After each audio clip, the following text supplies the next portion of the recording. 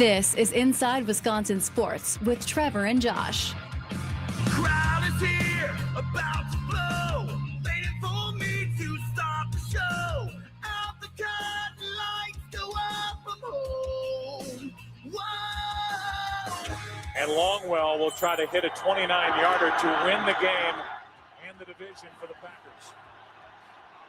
Good snap, good hold, the kick is good. And the Green Bay Packers, for the third year in a row, have won their division. 34-31, Green Bay, and they win the NFC North. All of us wish you all a continued happy holiday season. It's Christmas Eve. Merry Christmas. Have a holly jolly Christmas. It's the best time of the year. What is going on, Wisconsin? Merry Christmas Eve to you, and welcome in Inside Wisconsin Sports with Trevor and Josh. Trevor Thomas, Josh Albrecht. Hi.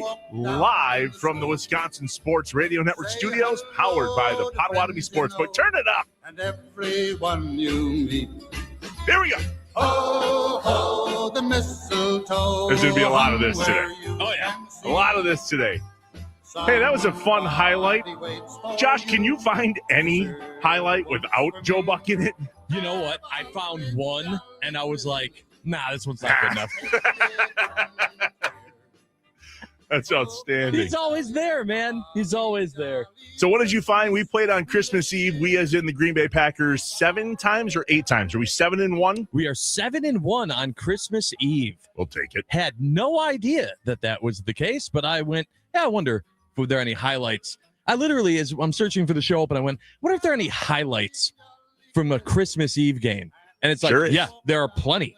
Packers Found are one. very, very good on Christmas Eve. That coming from 2004, Ryan Longwell makes a game-winning field goal in Minnesota to lock up the NFC North for the Packers, their third straight year doing so.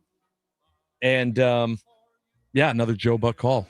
Listen to this stat line from that game. Brett Favre was 30 of 43 for 365 yards and 3 touchdowns.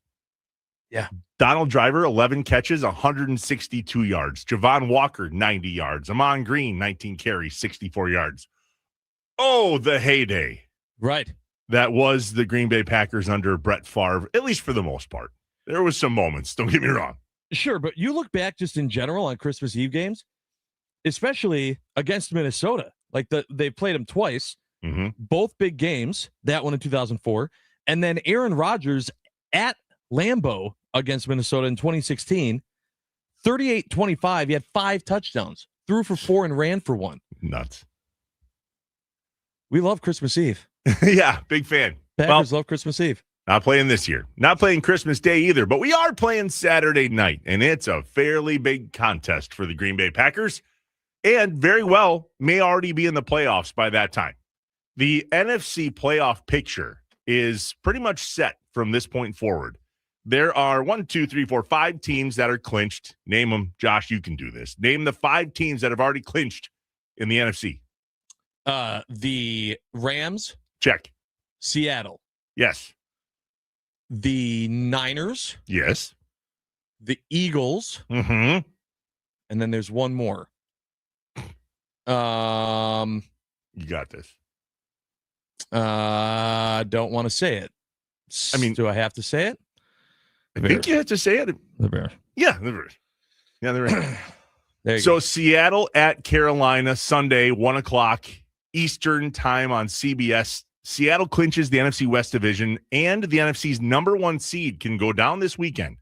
And the lone first-round bye and home field advantage with a win against the Rams.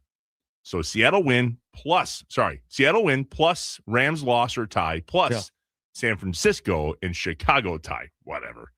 At the end of the day, there's a huge playoff implications on seeding more than anything.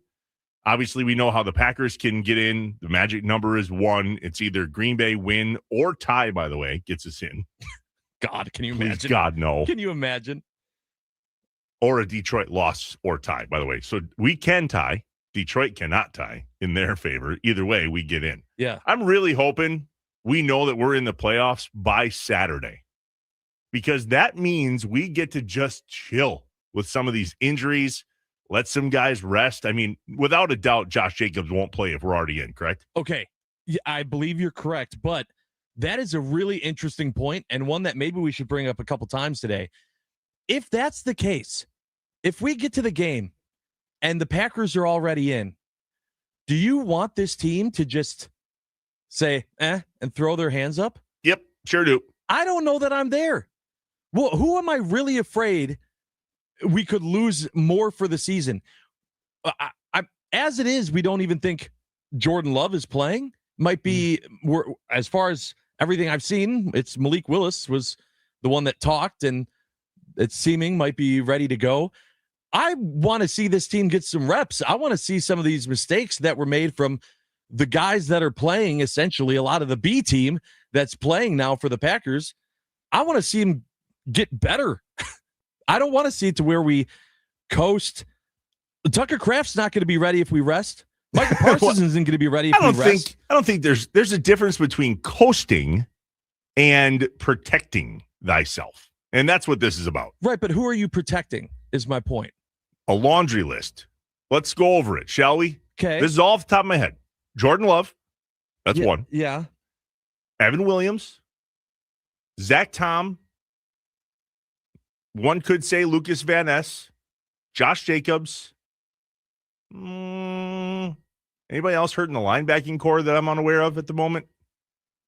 You could probably rest Romeo Dobbs. He's got something with his wrist. I don't know if Jaden Reed is completely healthy.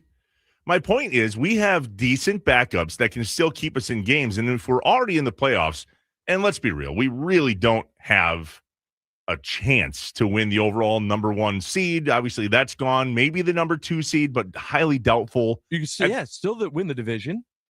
Yeah, but at the end of the day, what do we want?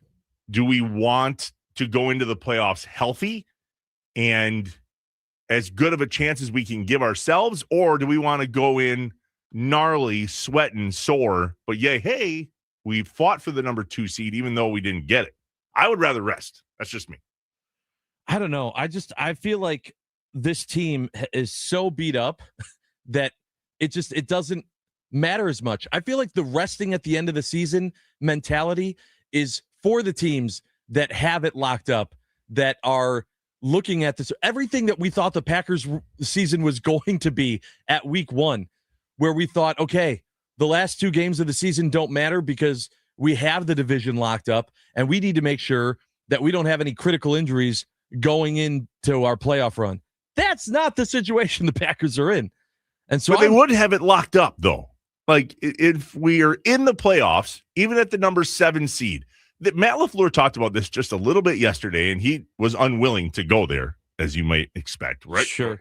Want to know this week. Yet, they're going to know by the time they get in there. So I guess we're just going to see. Hey, look who didn't take the night off. Look at our Bucks. Yay! 111-94. I don't care. We're going to get into this in the most electrifying sound, but it is nuts how little that's taking up any space in my brain at all at this point in the season. I don't even know what that means. Like, is it early? Is it middle? Like, where are we at? I'm admitted this. I do not follow the NBA, and I'm aware of the Milwaukee Bucks. I'll watch a game if it's reasonable. Right now, it does not seem reasonable. The whole thing is slightly in shambles, so therefore, I'll just watch the highlights and Google the score.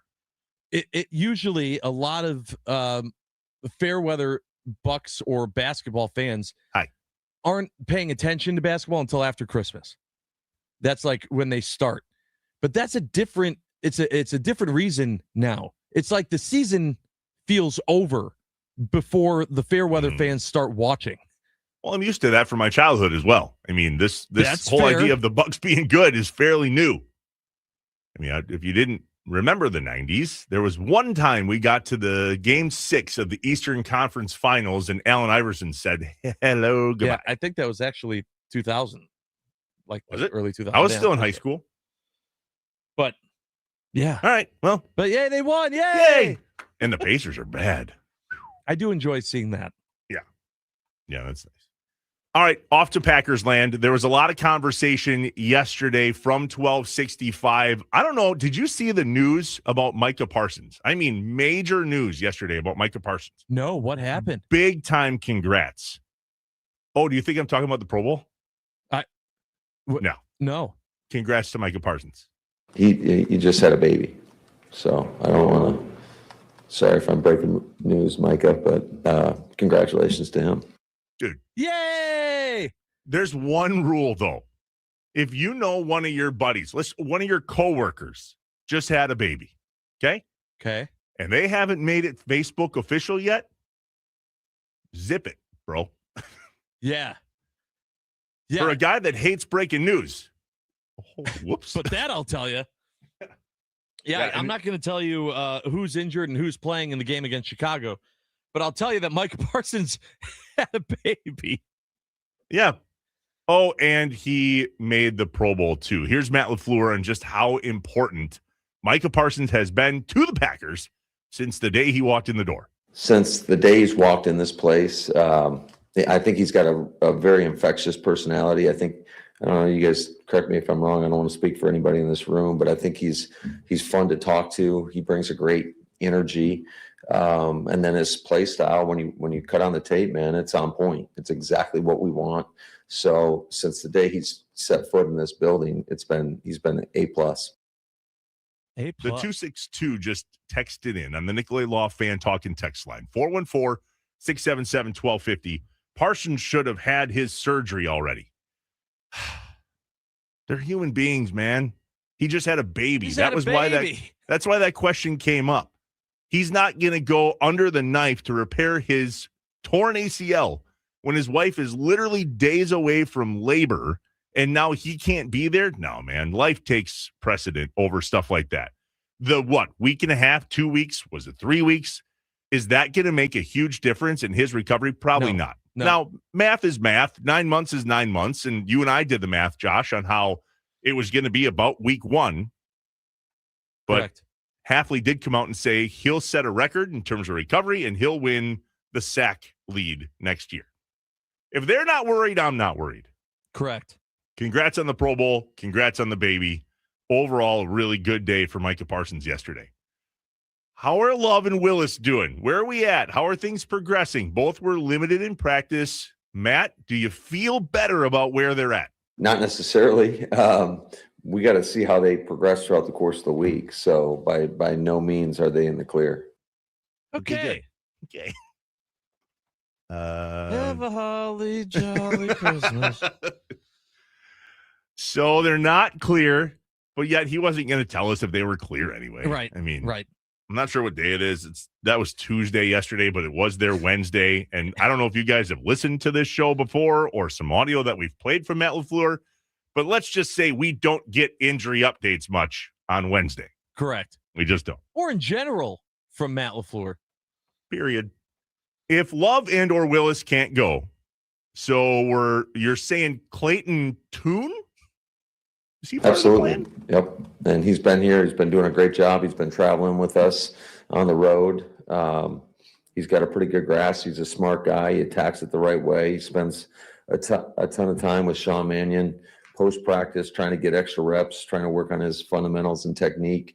I think he's done a really good job when he's gone in there.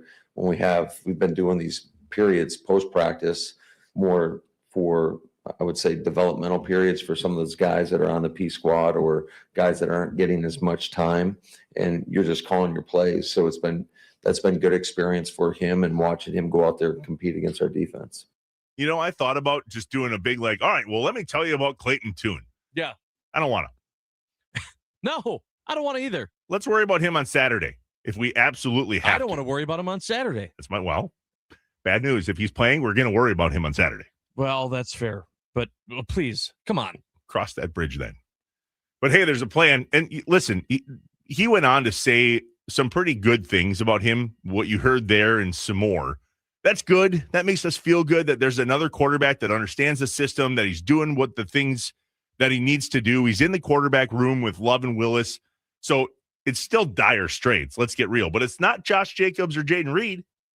Yeah, but is that the bar? Is that where we're at right now? Yeah, when your first two are down, yes, that is the bar. No, I can't emotionally get there. I'm clinging to the fact that no, one of them will be back. Well, let's look at this from a different angle. Let's just hypothetically say that both Love and Willis are cleared. They can both go. Coach was asked yesterday, and we've been talking about this for weeks. Have you guys considered options for Willis to play anyways? And note, LaFleur did say that they had a 2-quarterback package for the final regular season game of last season, but they didn't get the chance to deploy it. And as you'd expect, according to Matt, it's hard to take the ball out of Jordan Love's hands.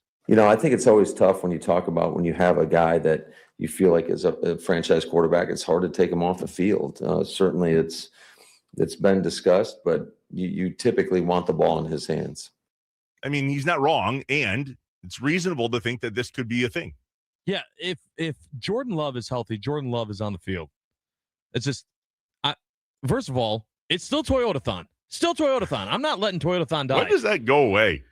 I think like the beginning of the year. I've never wanted a Toyota so bad, by the way. The amount of free advertising they're getting from this is incredible. Yeah.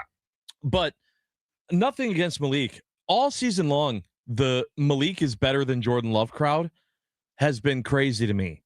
Jordan Love has not had a bad season. He's not playing poorly. He's not the problem that's existed for the Packers. Willis came out yesterday when he talked in the locker room and said, Jordan can do everything I can do, and I can do everything that Jordan does, including scrambling and throwing and all the things. Now, is it a direct apples-to-apples comparison? No, but you want your backup quarterback to have that level of confidence. That will take. Sure. The rest of the show is not a whole lot of sports. It's Christmas Eve. Let's have some fun today and talk about life stuff and who's doing what. And the Nicolay Law Fan Talk and Text line already up and alive with us here on Christmas Eve live from the Wisconsin Sports Radio Network studios. 414-677-1250. Nick in Greenfield. Good morning, boys, and Merry Christmas. I'm up early to enjoy the calm before the storm at my house today, and I'm glad to be able to listen to you. We appreciate you, Nick. Absolutely. Well, let's talk more about that stuff today, shall we? Yeah. Let's recap the show. I'm excited for today. We have a lot of cool stuff planned. By the way, Doug Gottlieb confirmed joining us at 8 a.m. On Christmas Eve. On Christmas Eve. Incredible. GB lost to Campbell yesterday, 102-79. So we'll have to talk to him about that, plus what's coming up. I believe they play New Year's Day and then again January 5th, which is the big one here in Green Bay against Milwaukee. This stings a little bit. I'm not sure how to bring this up, but yesterday against Campbell, one of our stars from last year that entered the portal and left, Jeremiah Johnson, 27 points. Yeah, he had a day, huh? Oopsies. Well, that's college sports now, right? It is college sports. The morning mind up at the top of the hour. We talked about Malik Willis just here for a moment, and I think we can make a case that we're taking Malik Willis for granted. He is a special one. Matt talked a lot about it yesterday and how when he goes in there, his confidence is just as much as if it was Jordan Love. He walks on the field like a starter. He plays like he acts like a starter. And for the most part, there's a belief that he could be a starter in the NFL. That's just the way it is. I have questions as next. I want to talk about what is your ideal game watching situation, because this weekend is abnormal between Christmas and New Year's and a Saturday night game. I'd be led to believe that a lot of us have something going on for the holiday season. So what's ideal for you, and how are you going to get out of it if it's not your ideal situation? A Would You Rather Christmas edition at 7:25 this morning. I've got 5 Christmas-related questions for Josh. He's got a couple 2-3 for me as well, plus yours and your reaction on the Nicolay Law Fan Talk and Text line, 414-677-1250. Doug Gottlieb joins us at the top of the 8 o'clock hour, but just before that, we're going to go through our Top 5 Friday on a Wednesday, keys to the Packers-Ravens game at 8:20. I'm jacked for this. Josh and I both wrote letters to Santa, not God. Nope.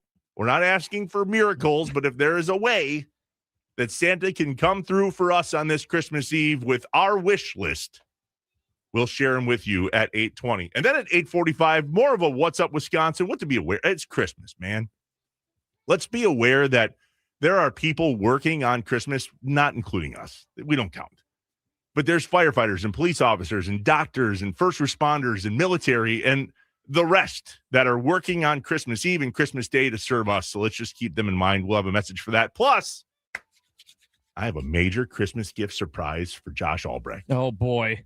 Oh, boy. You got 3 hours to wait, buddy. Here we go. Just under 3 hours. This one will blow your ever-living mind. You're welcome in advance. If that doesn't say Christmas, pat yourself on the back. I don't know what does. I can't wait to see that you pulled out the quarter zip from the garbage. Wow. You wait. You oh, my wait. God. Inside Wisconsin Sports with Trevor and Josh, live from the Wisconsin Sports Radio Network studios, powered by the Potawatomi Sportsbook. If you want to see my reaction, join us on YouTube or Twitter. That's nuts.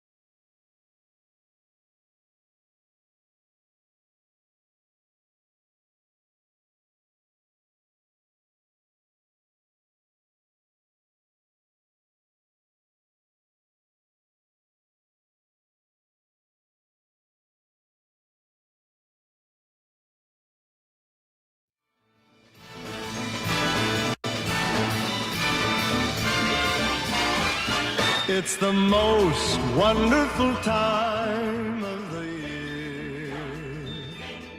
Wait, I thought we were listening to sports talk. You are. But if we got to work on Christmas, you get to pick the playlist. Here you are. Yeah, it's Christmas. I'm playing Christmas music. Yeah, do it.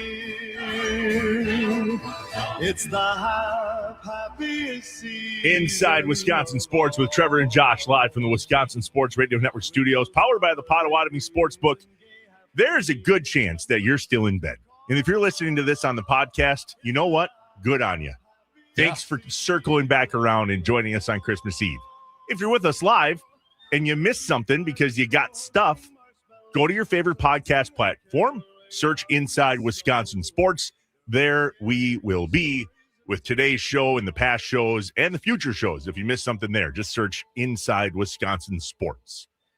All right, we have questions, and today's question, we're not going to play that burn it down liner thing from Seth Rollins. I mean, we like it. It's fun. But we don't have what's that? But it's Christmas. It's Christmas. And we're starting to really hate Seth Rollins. That's true. Embarrassment. Jerk. So this Saturday, the Packers play 7 o'clock. And by the way, just like meteorologists, when there's severe weather coming, we need to let you know. You need to know in advance to plan. Mm-hmm. This game is on Peacock, which you need a subscription for. Yes. And it's also on in the Milwaukee area, the Milwaukee TV DMA. That means nothing to you. Today's TMJ4 will carry the game. The NBC affiliate there in Milwaukee. The same thing is here in Green Bay, NBC 26 and its coverage area. So if you subscribe to YouTube TV like I do, or what do you have? Cable? Yeah. You'll be able to get the game on your regular local television stations. That means you can also get it over the air. Didn't know that was a thing still. Yep. You can use an antenna. You'll get the game. Bad news for you, Wausau, or you, Duluth Superior, or you listening anywhere else around the state of Wisconsin and or around the country online at wisportsradio.com. You got to get to Peacock. Yeah. That's it. That's the only way. There are two games on Saturday. The other one is going to be just on NBC. But Packers, just Peacock. Yeah, cool. Sweet. How funny would it be, by the way? You're at a gift exchange on Saturday, okay? And you open up a gift, and it says, congratulations, you have just been gifted a subscription to Peacock. Hey, that might not be that bad. On goes the TV, all problems solved. I've gotten worse gifts. So let's jump into this about Saturday. And this comes up because I'm not sure what you got going on, Josh, but we have a family gift exchange on Saturday night. What are you doing? I have no idea. If I'm being completely honest, our entire everything's up in the air right now with our holiday celebrations. And so we're supposed to be hosting Christmas Day, and then Julie's family's supposed to be flying in from the East Coast, and they're essentially going to be with us through New Year's. And they're sick, and they told us last night they're not coming. So now I don't know. I might just be open. No clue. Best Electric came out to your house for nothing. Well, that's not true. It looks great. I'm just the only one that gets to enjoy it now. So be it. Hey, you know what? Blessing in disguise, because although I think your boys are fully capable of messing up the house between now and then. Absolutely. Give it 10 minutes. You done did good. Yeah. You done did good. These things happen, by the way, around the holiday season. A lot of people get sick. This was me last year. I couldn't go to. My mom has MS. I think I've shared that here before. And I don't want her to get sick. So if I'm sick, I'm out. And that sucks because it's Christmas. And I'm sure it sucks for you and your family too. However, big bummer. Keep it to yourself, I guess. So Saturday, you're not sure what you got going on. I have a family gift exchange. And last Saturday, I was also at a Christmas party for the Pink Flamingos, the nonprofit that I'm a part of up here. Yep. And it got me thinking, what is your ideal Packers game watching situation? Like this weekend, it's a home game. Above all else, do you want to be at the game? Or do you want to be alone in your basement with a laptop on your lap, like sometimes I do, going, don't talk to me. I don't want to watch this twice. Just let me work and get through this thing.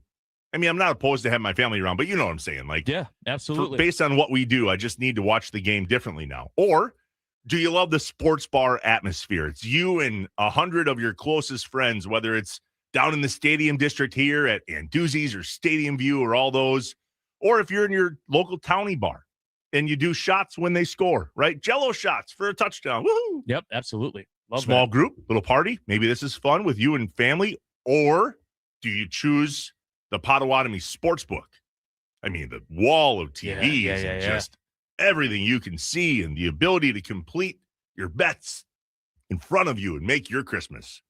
Let's go. Yeah, literally cannot miss the game because wherever you turn, it's on.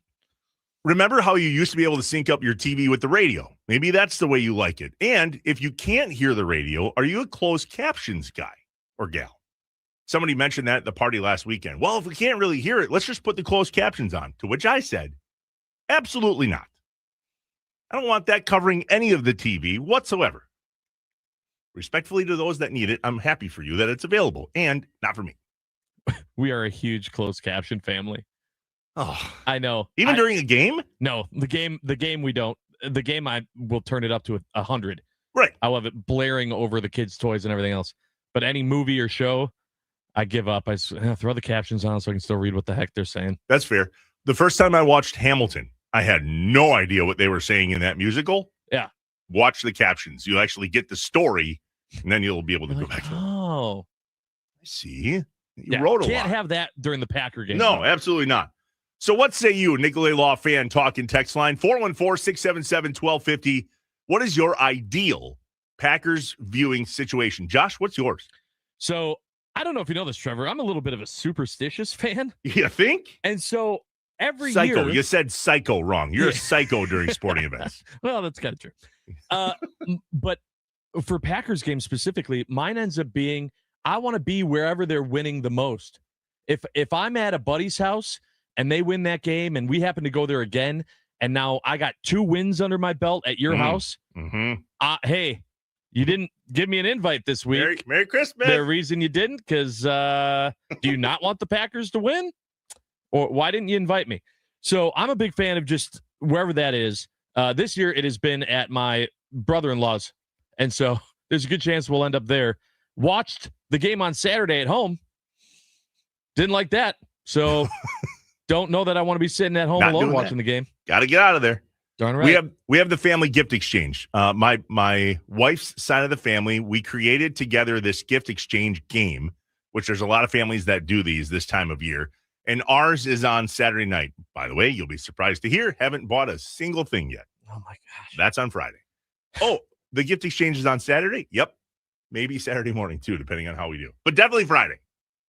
Definitely Friday. Save a discount. So the gift be discounted. Yeah. You love that. We buy 3 $10 gifts, 2 $20 gifts, and 1 $60 gift. The problem is I really don't follow the budget at all because I just want everybody to have a good time and let's just load the tree with awesome stuff, right? But I still stick to the number. I walk in with 6 gifts. Sure.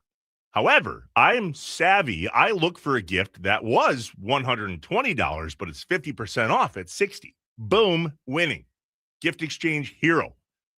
And the Packer game's on during this gift exchange. And there's a lot of talking and envelopes and ripping and stealing and it's mine stickers and all the things. And I'm going to participate, but it's going to be a thing this year. I can already tell. I'm not wishing it to be a thing. I know me. Yeah. The ADHD it's going to be there. Bad enough the way it is. All right. Question. How many sports fans are going to be at the party, at the house? So it's bring your kid to work day. Yeah. My son is here, my 15-year-old boy. He and I, major sports guys. My father-in-law will be very intrigued of the game, but yet doesn't live and die by the game. That's it. Oh, that's tough. That's not enough. Not good. You're in the minority. Mm-hmm. Yeah. You got to have what I call the couchers. You have to have enough people that just want to sit on the couch and watch the game. That has to be the majority. And then it becomes lean the beer on my gut. That's right. And then it becomes that's what's going on. Jake and Dousman up with us this morning on the Nicolay Law Fan Talking text line says, I always enjoy watching the Packers game with my dad, just focusing on the game. Can't stand watching a game surrounded by people not used to watching the team. Too many questions and wrong analysis. I 100% agree. I can appreciate that. I'm so into the game when someone goes, I don't understand what just happened. I don't have time to explain this to you right now. We were going to do a teaching. That had to happen before the game started. That rule is stupid. Yep, we know. We're aware. Yeah, yep, welcome. This is every time. This is really funny from the 414, but it's Christmas, so we're not reading that on the air. But Yes. It's really funny. Yes. So props to you, whoever sent that in. That's really funny, talking about Yes. If you know, you know. the names of the subscriptions, and we'll leave it at that. And JB in the 920, we see your text too. JB was talking about how somebody complained in the last segment that Micah Parsons hasn't had his knee done yet, and JB was like, "Hey, the swelling's got to go down, zip it." He actually had some surgery. He was the Timber Rattlers team doctor, so I'll trust his judgment. He tore his 13 years ago, and the doctor didn't even want to do an MRI. So we get it. The swelling's got to go down. 414-677-1250, the Nicolay Law Fan Talk and text line. Let us know what your ideal Packers viewing situation is. Feel free to give us a buzz as well. When we come back. Are you going to do it? Are you going to do it on Saturday, even though it's still holiday season? Do what? The ideal watching scenario? Your ideals, yeah. Because you're not getting yours. I'm not. So are you still watching the game? Could be the question, Josh. Like, how are you watching the game, and how does that compare to your ideal situation? 100%. My ideal situation is that this sounds dumb, but Monday mornings are hard. Like, in terms of this job, and so many people have said to me recently, and maybe this has happened to you over the years, Josh, they're like, "Oh man, you get to talk about sports for work. That's incredible." And I was like, yeah, it's amazing. We're so grateful for the opportunity. Hashtag blessed. Yes. How often do you listen? Well, I listen every morning. Sweet. How long? Probably about 15, 20 minutes. I was like, yeah, that thing that we did, we do that 9 times. Right. And on a Monday morning after a Packers loss like we just had, 9 times about the same thing in a different way. Yeah. Exhausting. Yeah. You ever stub your toe? Imagine then 10 seconds later stubbing your toe. Again. And then again, and then again, and then again, and then again. I'm not complaining. I'm just saying if we could have a Packers Christmas victory, it would make my Monday a lot better. Yours too. All right. The most electrifying sound of the day is next. Does it involve the Bucks? Yeah, this is going to be crazy. Wow. Inside Wisconsin Sports with Trevor and Josh, live from the Wisconsin Sports Radio Network studios, powered by the Potawatomi Sportsbook. Merry Christmas, Wisconsin. Christmas, and as I look around, your eyes outshine the town they do. This Christmas, fireside.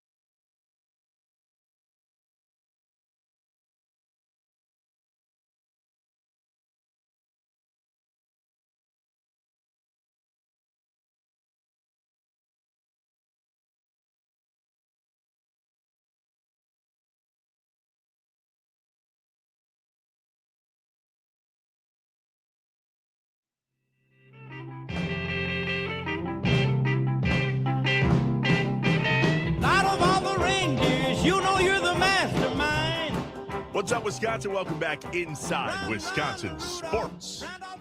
Live from the Wisconsin Sports Radio Network studios, powered by the Potawatomi Sportsbook. Christmas music galore today. I struggle to listen to Christmas music before Christmas. Like, I'm officially in the spirit now. Yeah. Took me a minute. Literally, you're one of those people that has to be Christmas Eve or Christmas Day. Pretty much. Like I mean, 2 days. Last night, I'll tell you this story in a little. Let's do this. Wow, my ADD is all over the joint today. Merry Christmas. This, that. Why don't you follow the script, Trev? Time for the most electrifying sound of the day. It's time for The most electrifying. sound of the day The most electrifying. on Inside Wisconsin Sports with Trevor and Josh. Brought to you by Best Electric. Learn more at bestelect.com. Don't stress. Connect with the best. All right, dribbling it out. A much-needed road win for the Milwaukee Bucks. They get it against their rival here in Indy. 111-94, the final. And the Deer Dog on the road is back for the Bucks. That one fan was super excited. So electrifying. For the most electrifying sound of the day, brought to you by our friends at Best Electric. Remember, no job is too big or too small for Best Electric. Don't stress, connect with the best. Call them today or visit bestelect.com. Trevor, that was so weird, just the feelings on that win for the Bucks. First of all, I understand that Indiana isn't doing great this year, okay? But we've been annoyed with the Pacers for a long time. So we should really be happy about this. This should be a big win. And I could not care less about the fact that it happened. And I was thinking, I can't remember the last time that this early in any sports franchises, Wisconsin sports franchises season, I checked out. I mean, I feel like it was maybe the Bucks 7 years ago. Yeah. 7-8 years ago. So we talk about this a lot. I live here in the Green Bay area in Northeast Wisconsin. And with all due respect to Milwaukee, where I know that you are and we are live there on the Wisconsin Sports Radio Network on 1250 AM and 105.7 FM, The Fan in Milwaukee. Here in Green Bay, 99.7 FM, WNFL, Green Bay in the Fox Valley, 93.9 The Game in Wausau, 710 The Game in Duluth Superior. Good morning to all of you. It's hard to follow the Bucks, what I would call up here. It's just not front and center. Sure. The FanDuel Sports doesn't come in hardly any TV package. You have to purchase it extra. For a lot of Brewers fans, they start that up at the start of the Brewers season and they cancel it at the end of the Brewers season. It's just semi-difficult to see the games. Plus, it's not a part of the everyday conversation. Hello, I can see the blinking lights on Lambeau Field from my chair right now. Yeah. Like this is, hey, don't you guys have a college football team? Nope. Our college football team plays on Sundays. Yeah. And they wear green and gold. I think it's just that this Bucks team went through all the ups and downs of a season in the first 20 games of the season. Yeah. Now add Giannis's drama. The emotional toll. Well, that's what I'm saying. When you talk about the Giannis drama, the injuries, the promise of how it started to immediately then fall off. And then, well, wait a minute. They've had some big wins against, best teams in the conference to losing embarrassing games to awful teams. I think we're just already tired. I think we're just already tired through the season. It shouldn't be like that at this point. And so we even had someone on the Nicolay Law fan talking text line this morning who chimed in and said, man, people are already writing the Bucks off. They never, you guys never do this with the Brewers. It's because over 162 games, usually that roller coaster that we all go on takes at least 120 games, maybe. Out of the 82 games in the Bucks season, 25 in. And you're going, I'm tired. I'm tired of this already. The 920 texting in, I listen 6 to 9 every day. It helps the drive to work and the start of the work day. We appreciate you guys listening. Sure do.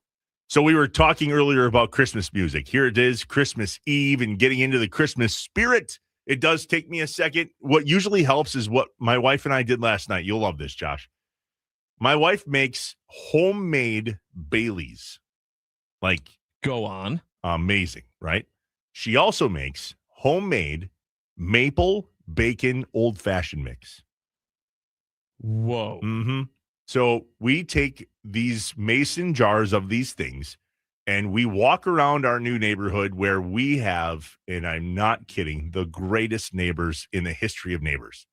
They've all become quick friends. That's awesome. And we had this idea last year that we're going to go and spread holiday cheer. And we take these mason jars and we have our family Christmas cards, and Amanda and I walk around our neighborhood. We ring the doorbells of those that we're gifting. Merry Christmas, spreading holiday cheer. Do you want old-fashioned mix or homemade Baileys? Your call. Have a great night. Merry Christmas, right? I usually put on the Christmas playlist when we do that. And that was like, okay, we're in it. Now, that could have happened on Saturday. Life didn't allow. So we chose Tuesday night because we thought the majority of people were going to be home, and that was true. And we left. But last night, I was like, I'm kind of in an old school rap mode. Ooh. So I played my 90s, old school, early 2000s, like Jay-Z, Yeah. Ja Rule, Yeah. that playlist, right? Yeah, it's the unedited version of that playlist. And here we're walking up to people's houses, and I'm like, probably shouldn't play that song. Nothing says Merry Christmas. I'm like, okay, we're back to Nat King Cole here for a second. Yeah. You got to check the playlist, man. Yep, forgot. Although it wasn't weird at all. I just was like, oh, we're going to pause. One of them was the guy that raises money for our kids' high school, Fox Valley Lutheran High School. And I'm like, pause. We're not going to want to play that. Sorry Matthew about that. West. Immediately judges you. JB in the 920 says, completely agree with Trevor. More about watching the Bucks and FanDuel gets canceled right after the Brewer season. See, I told you, honestly, should I admit this? Yeah, I can admit this. I would have canceled it too. Yeah.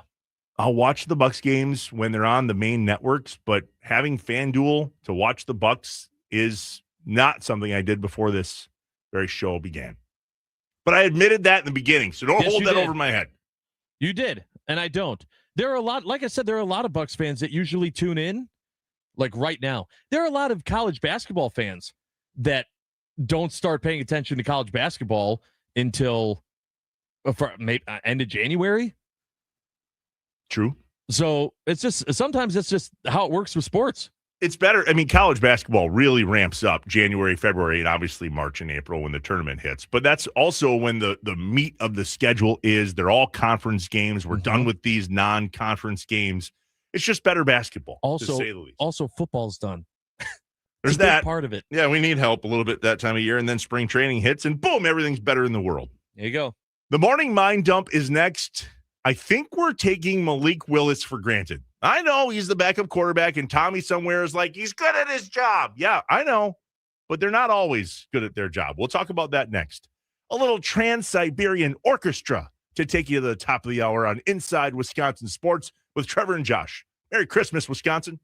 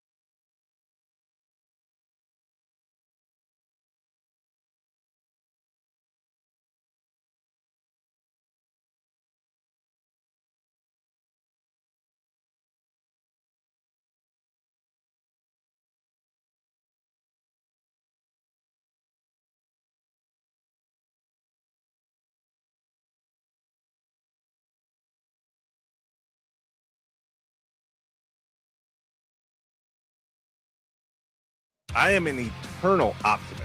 So please, God, don't God that you're an eternal pessimist. I like to say I'm a realist. Oh, it's great. We're going to get along great. This is going to be great. This is Inside Wisconsin Sports with Trevor and Josh. Crowd is here, about to blow, waiting for me to stop the show. Out the curtain, lights go up, I'm home. Whoa! And Longwell will try to hit a 29-yarder to win the game and the division for the Packers. Good snap, good hold. The kick is good. And the Green Bay Packers, for the third year in a row, have won their division. 34-31 Green Bay, and they win the NFC North. All of us wish you all a continued happy holiday season. It's Christmas Eve. Merry Christmas. Oh, there's no place like home for the holiday. Packers 34, Vikings 31, December 24th, 2004 at Minnesota. 7-1 are the Packers on Christmas Eve. Josh and I know they're not playing today. We're aware. But it's something to celebrate. It is. Something to reminisce about anyway. Absolutely.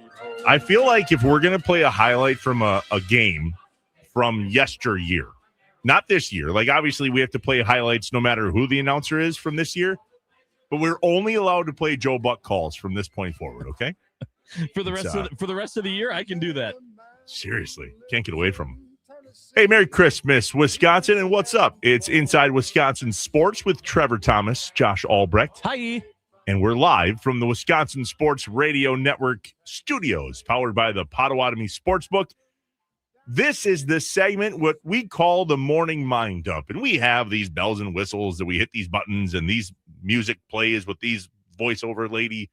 Not today. It's Christmas. We're just going to roll into this with you on the Nicolay Law Fan Talk and text line 414-677-1250. Josh, I did a research project. Did you? I did.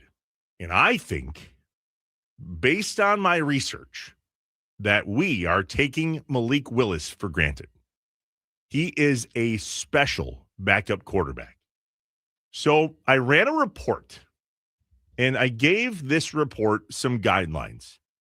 I want to measure the ability of the Packers' backup quarterbacks in the time they've played, albeit a game or two, a snap or two, or in some cases, like Brett Hundley, almost the entire season back in 2017, I believe.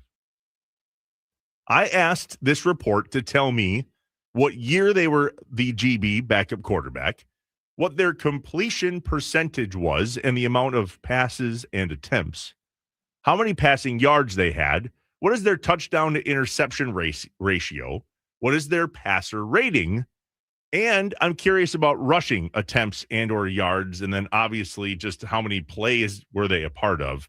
And then I said, grade them. So here are all the stats. Here's everything you need to know. Now give me grades about these backup quarterbacks. Okay.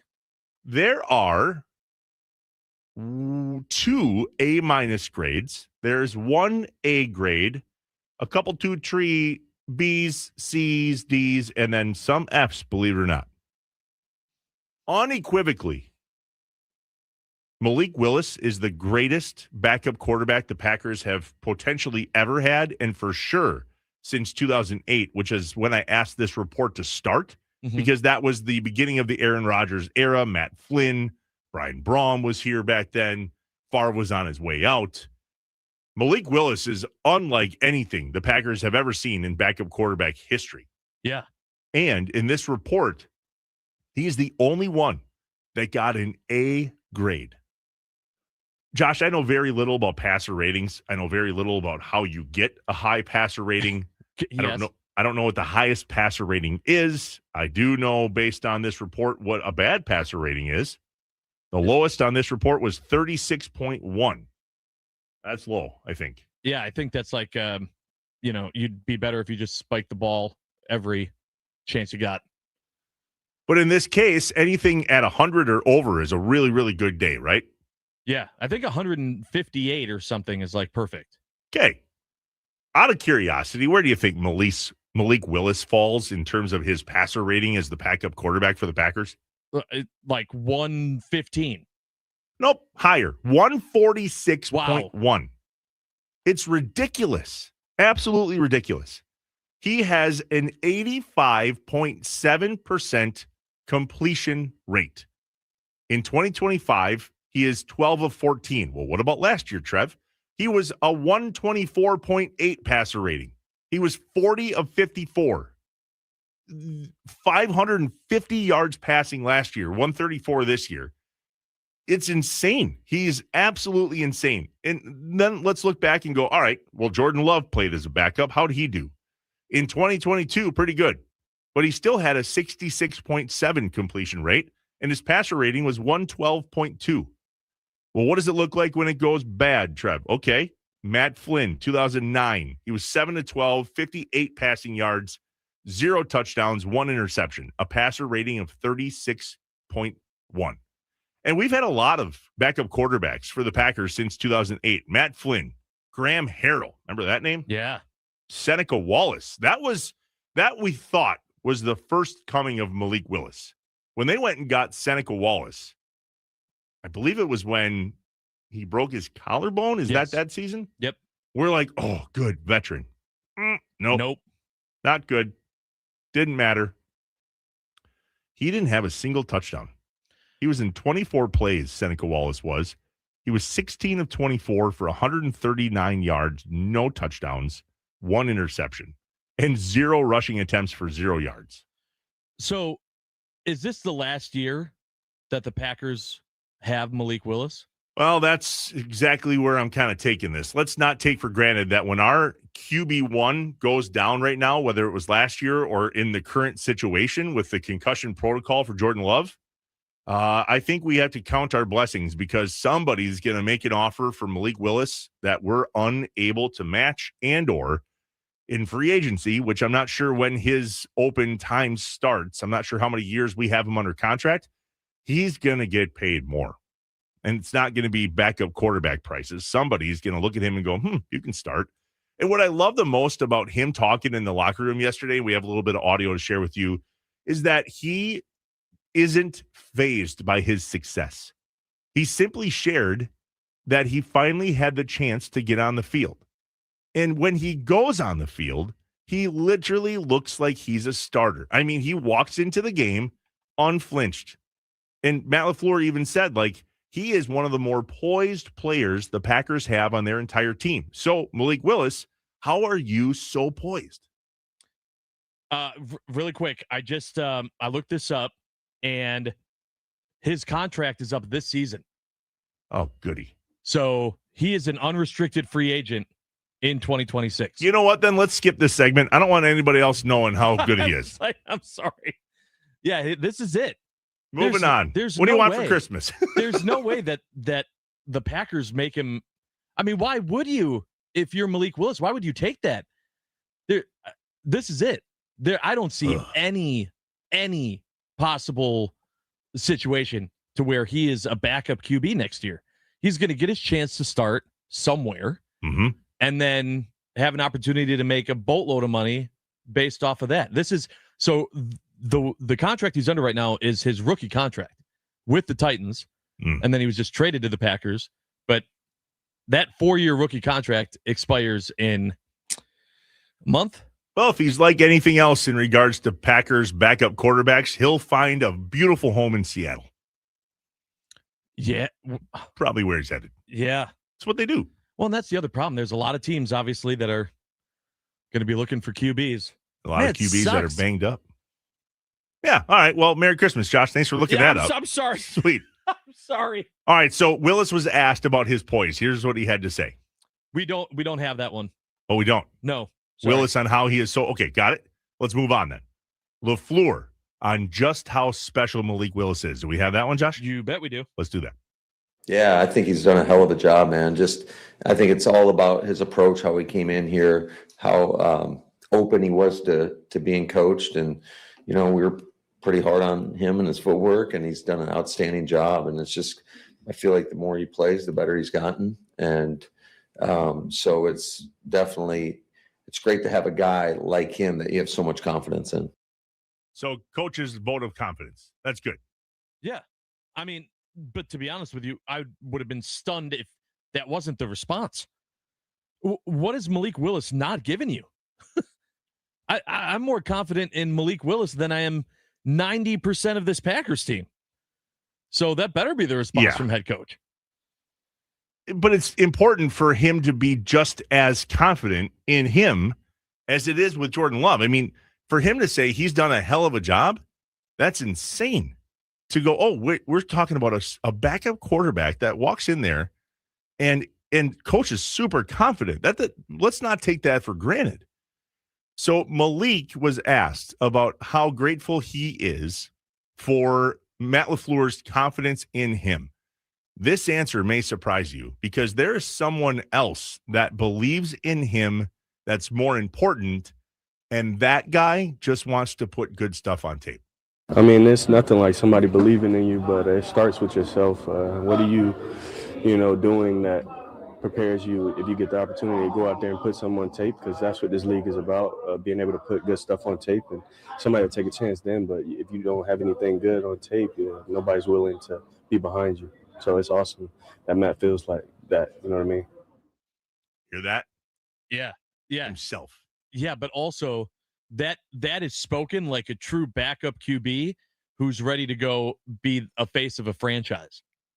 That's what I heard from that. Yeah. I'm taking advantage of every opportunity I have to put something on tape for all those teams that are looking at tape and they're looking for a guy. Sweet. Well, it doesn't take a research project long. By the way, I just emailed you that piece of audio that I was calling for. Kind of hard for you to play the audio when I don't send it to you. Yeah, that's okay. That's on me.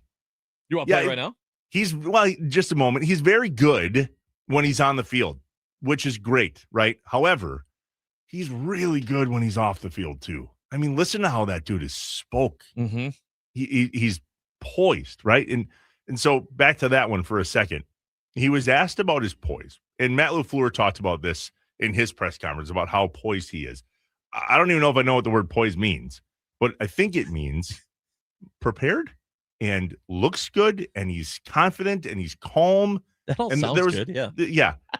You know what? Play the audio. I'm going to look up the word poise. Go ahead.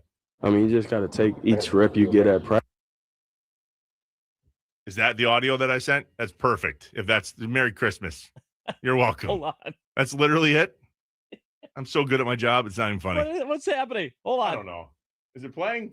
This is I mean, not you just got poised. to take each rep you get at practice like it's a game rep. I mean, you're going against one of the better defenses in the league, if not the best. And you just try to treat every practice rep like a game rep. And then when you get in the game, it's the same thing. You know what I mean? It's just football. The only thing changes is a bunch of people watching. Okay, that blows my mind. First off, thanks. Secondly, sorry. Thirdly, poise means having a dignified, self-confident, and graceful manner, showing calm, composure, and balance, especially under pressure. That's called a backup quarterback in the NFL. And for him to walk on the field and treat each snap he gets as if it's a game, just like he does in practice. And that part is the key part, I think, Josh. Mm-hmm. You may or may not know, in practice, he takes 0 snaps with the starting offense. None. Oh, sure. Yeah. 0. Who is he in practice? Exactly who he's a backup. He's a second. No, he's not. He's the opposing quarterback. Oh. In practice against the Bears, he's Caleb Williams. This week, he's Lamar Jackson if he's healthy, or someone else if he's not.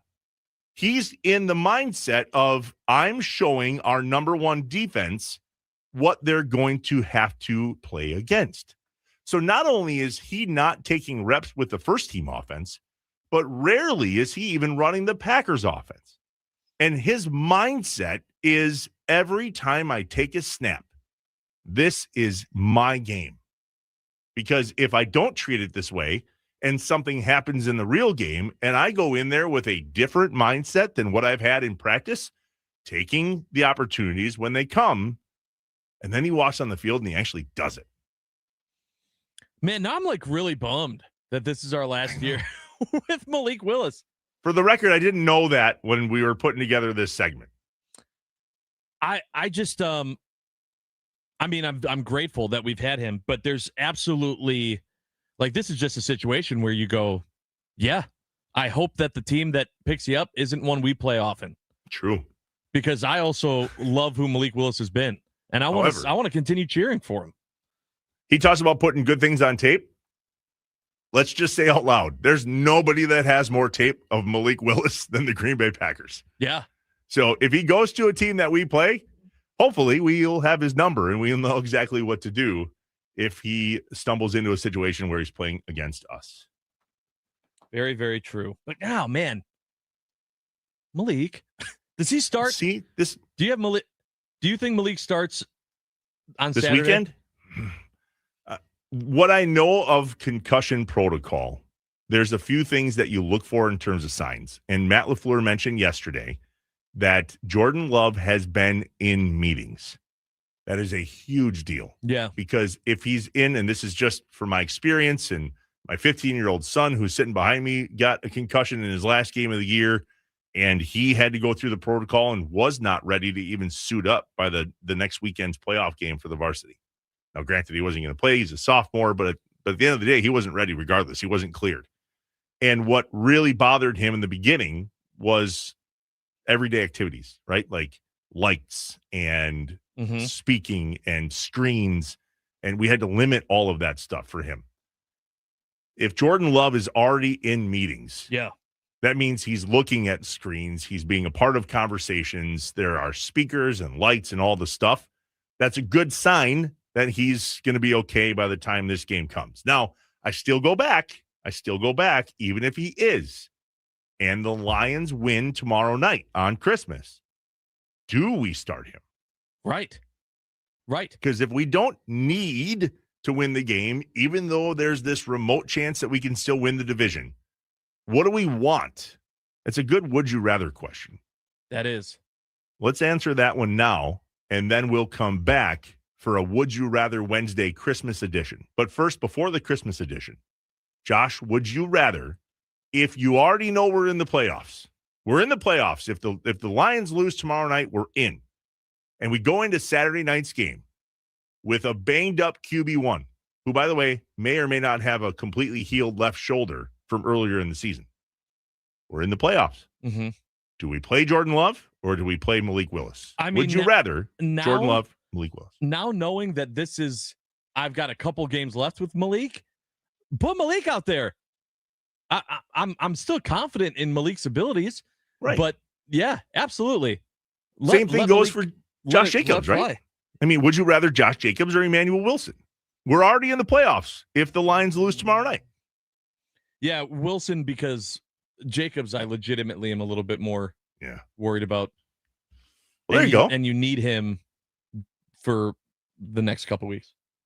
And as much as we don't want Malik to put more things on tape that are good for everybody else to see. At this point, I do, because it doesn't matter. Yeah. I don't think it's a situation where even if he has a bad game, he's still going to be a backup QB. He's already shown in his tenure, he's ready to play for an actual team. What went wrong for him in Tennessee? Why didn't he get the chances in Tennessee? That's a great question. I have no idea. I just remember we traded a 7th rounder for him. Right. And we wrote it off as okay, I guess there's a backup. Like, that was it. And I'm telling you, of all of the acquisitions, Micah Parsons included, this one might be the top of Goody's list. I said it earlier in the week. I got absolutely nailed on social media and our text line for that. But tell me I'm wrong. Like, tell me how Malik Willis isn't the most important and impressive acquisition that Brian Gutekunst has made in his time as GM of the Packers. Can it be a tie? Listen, Micah very Parsons well may is a decade-worthy talking about transaction. By this time next year, we're going to go Malik who? What? Right. Unless Jordan Love gets hurt and the new guy's in there, and we're like, oh, God. Remember Malik? Yeah, that was a good pickup. God, I don't want that.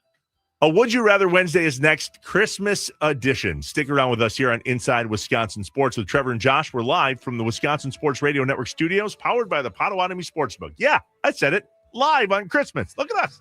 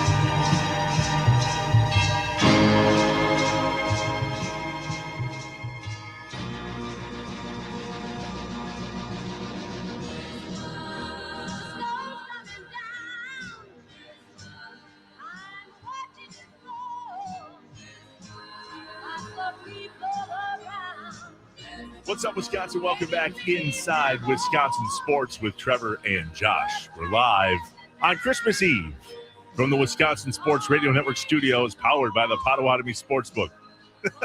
I heard you groan off air. At least I think we were off the air. And I said, hey, how you doing over there? Christmas music was like, we're still loading. We're loading. We're loading. Come on. All right. Time for a Would You Rather Wednesday Christmas edition. And you across the state of Wisconsin listening to us this morning, we'd love to know your answers to these Would You Rather questions. The Nick-Delay Law Fan Talk and Text Line, 414-677-1250. In case you didn't notice, we're not taking the bait today to argue about nonsense. It's Christmas Eve. Get out of me. Leave me alone, right? Leave us alone. Get out of me. Get out of me. Leave me alone. All right, Would You Rather Wednesday Christmas edition. You go first. Okay. Would you rather host Christmas or travel for Christmas? Now, there's a clarifying. Traveling does not mean go to your in-laws 5 minutes away. Like you're packing up the car. I would say I'd rather travel because it's all I've ever known. We've never hosted Christmas at our house. And that's because all of our family lives at least 1 hour away from where we live.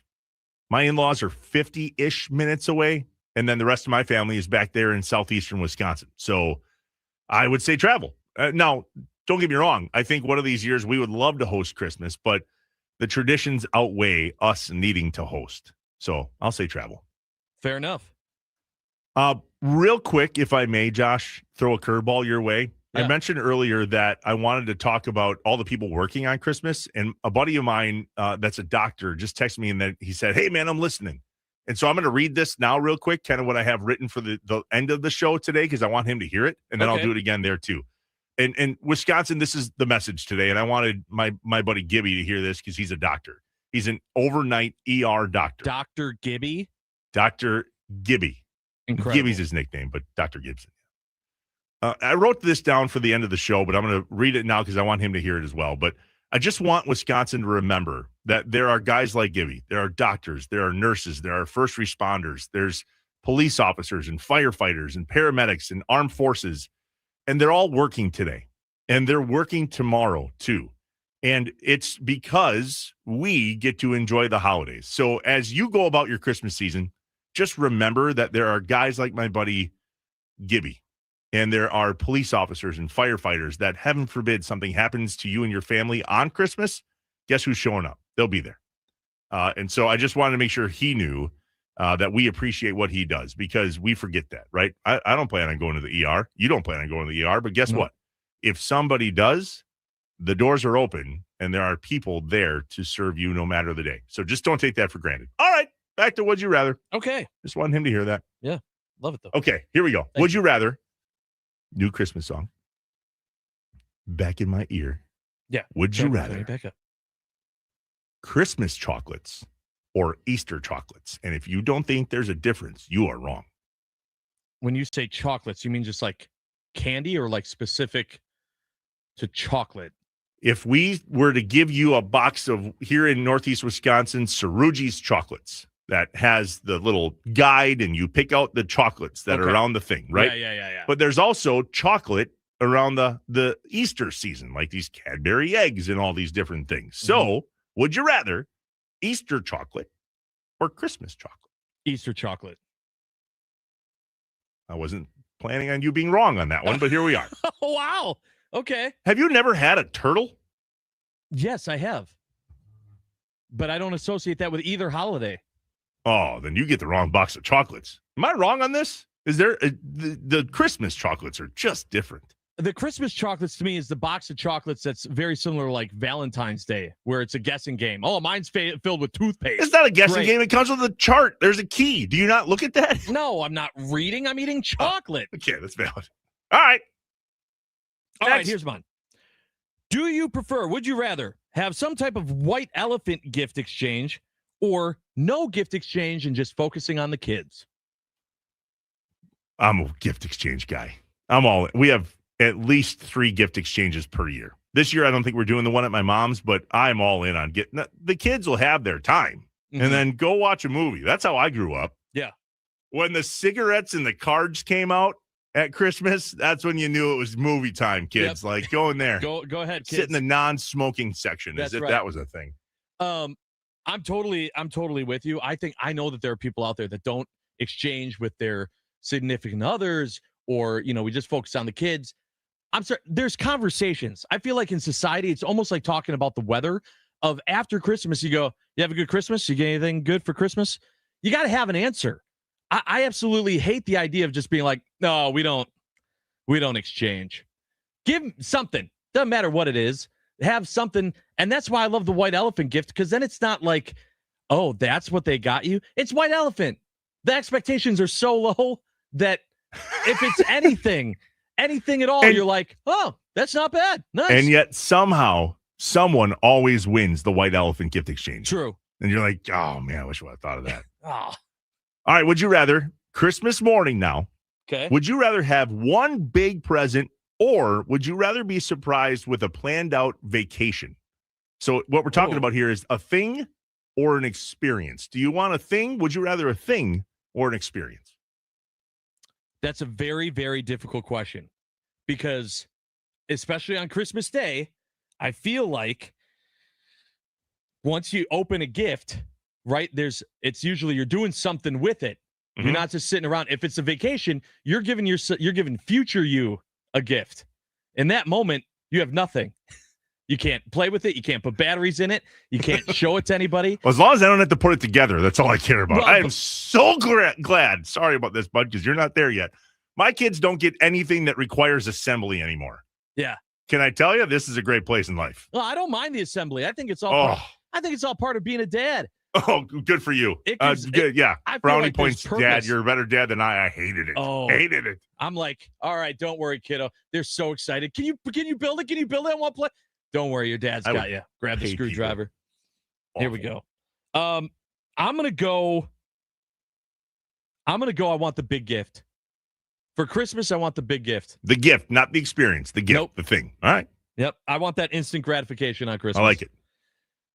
All right. Would you rather have Christmas cookies or some type of pie as far as a Christmas dessert? This is no-brainer. No-brainer. You can keep the pie forever and ever. Amen. Give me the cookie. That's your, all right, we just ate Christmas dinner for dessert. Yeah. You're having for the record, cookies. I've been having cookies all day before Christmas dinner, during Christmas dinner, after Christmas dinner. I'm a cookie guy. You? Got it. Yeah, I'm the same. Yeah. Pie is for Thanksgiving or Easter. Is there a piece? No, it's Thanksgiving. It's Thanksgiving. Thanksgiving's pie. All right, Josh. This may or may not be relative to your life. Okay. Would you rather be prepared for a lot of people to come over for Christmas and then have nobody show up? Or would you not be prepared for company on Christmas and then be surprised by family that came into town and didn't tell you? I would much rather have the latter and be surprised. And I'll tell you why. Because the first thing you said is what's actually happening. I know. That's what I did. We spent so much time preparing the house for having guests not only on Christmas Day, Christmas Eve, but through the weekend. And now they're not coming. And I'm going, well, this sucks. Yeah. Not only did I want to see you guys, but now I did all this work for nothing. Well, sure. And this is relative because that's literally happening to you. And correct. What if you didn't do anything and they showed up? Yeah. And that's what I'm saying. Would I be frustrated that they were there? Sure. Like that they didn't give me a heads up, but it's Christmas and family's here. We get to celebrate. I'd much rather have that surprise. Being together is better than not being together. Agreed. Trevor, would you rather work Christmas Eve or the day after Christmas? Christmas Eve. And we're not working the day after Christmas. 1,000%. We talked about this. Same way about New Year's Eve. Mm-hmm. I will work. Yeah. Yeah. Because the eves to me don't start until the evening. I don't need off the whole day. I think church is at 1:00. But then I'm hanging out. I'm having fun the day after. I don't have to get up and go to work. I'm the only person in this entire building. I should say my son and I are the only people in this entire building. Same. Yeah. I love it. Yeah. All right. 2 more for me. Would you rather? And I'm not sure if you know what this is. So if you don't, tell me. Okay. Do you know what a cannibal sandwich is? Yes. Ooh, okay. Would you rather a No. cannibal sandwich with rye bread, raw meat, onions, garlic salt, or pickled herring? Oh my gosh. Both are absolutely the worst. I disagree. I will take the cannibal sandwich. Me too. Pickled Pickled herring is awful. disgusting. There are people that have acquired that taste. Yeah. And to you, I say congratulations. I don't say congratulations. I say please go seek help. You can overdo awful. the cannibal sandwiches, by the way. I think that's why I got sick last year around Christmas, because I just hammered those things. Oh, weird. That's weird. Shut up. Hey, Trevor, would you rather watch the Packers play on Christmas from Lambeau Field? You are at Lambeau seeing the game live, or be at home watching the game because the Packers are on the road? I want to be at home. That sucks. You too? It's for me, that's the reason, but I was curious with you because I feel like a lot of people, especially Green Bay locals, kind of build Packers come first. And so even on Christmas, it's like, well, then this is our tradition. We're going to the Packer game this Christmas. When we moved here, this will be our 20th year in the Green Bay area, deep here. 20. Mm-hmm. This year will be 20 years for us in this area. We vowed to never take for granted that we could go to a Packers game. And for years, we always went to the games no matter what, to your point exactly. At this stage in our life, we are so happy to be at home, especially where we live, because we can still experience the flyover. It most of the time comes right over our house. It's pretty cool. But at the end of the day, now at this stage, I'm still not taking for granted the Packers are here. My kids went to school a block from Lambeau. In their playground parking lot, you look up and there's the G on the facade. We don't take it for granted, and I would much rather be at home than in the stadium on Christmas. That's just me. All right, last one for me. Yeah. Christmas morning. Would you rather have snow and a white Christmas but crappy driving conditions for those that travel like us, or a brown Christmas and 45 degrees? Absolutely snow. Drive 100% safe. snow. Take your time. Get there. You can go 10 miles per hour. I hate not having a white Christmas. And we talked about this at the beginning of the month when it was snowing, a dusting every day, Yeah. couple 2-3 inches. Yeah. And I said, I just want this to be the case on Christmas Day. Nope. It's all melted. It's all crappy, muddy poop. We still have white up here. No, it's gone. Sorry about that.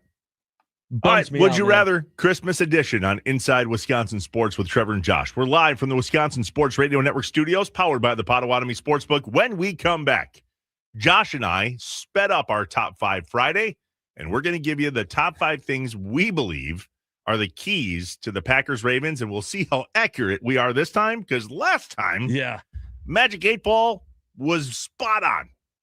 Need more positivity maybe in our top 5. Yeah, well, give me a reason. Oh, boy. Optimistic, right? All right, Merry Christmas, Wisconsin. Inside Wisconsin Sports with Trevor and Josh. Be right back.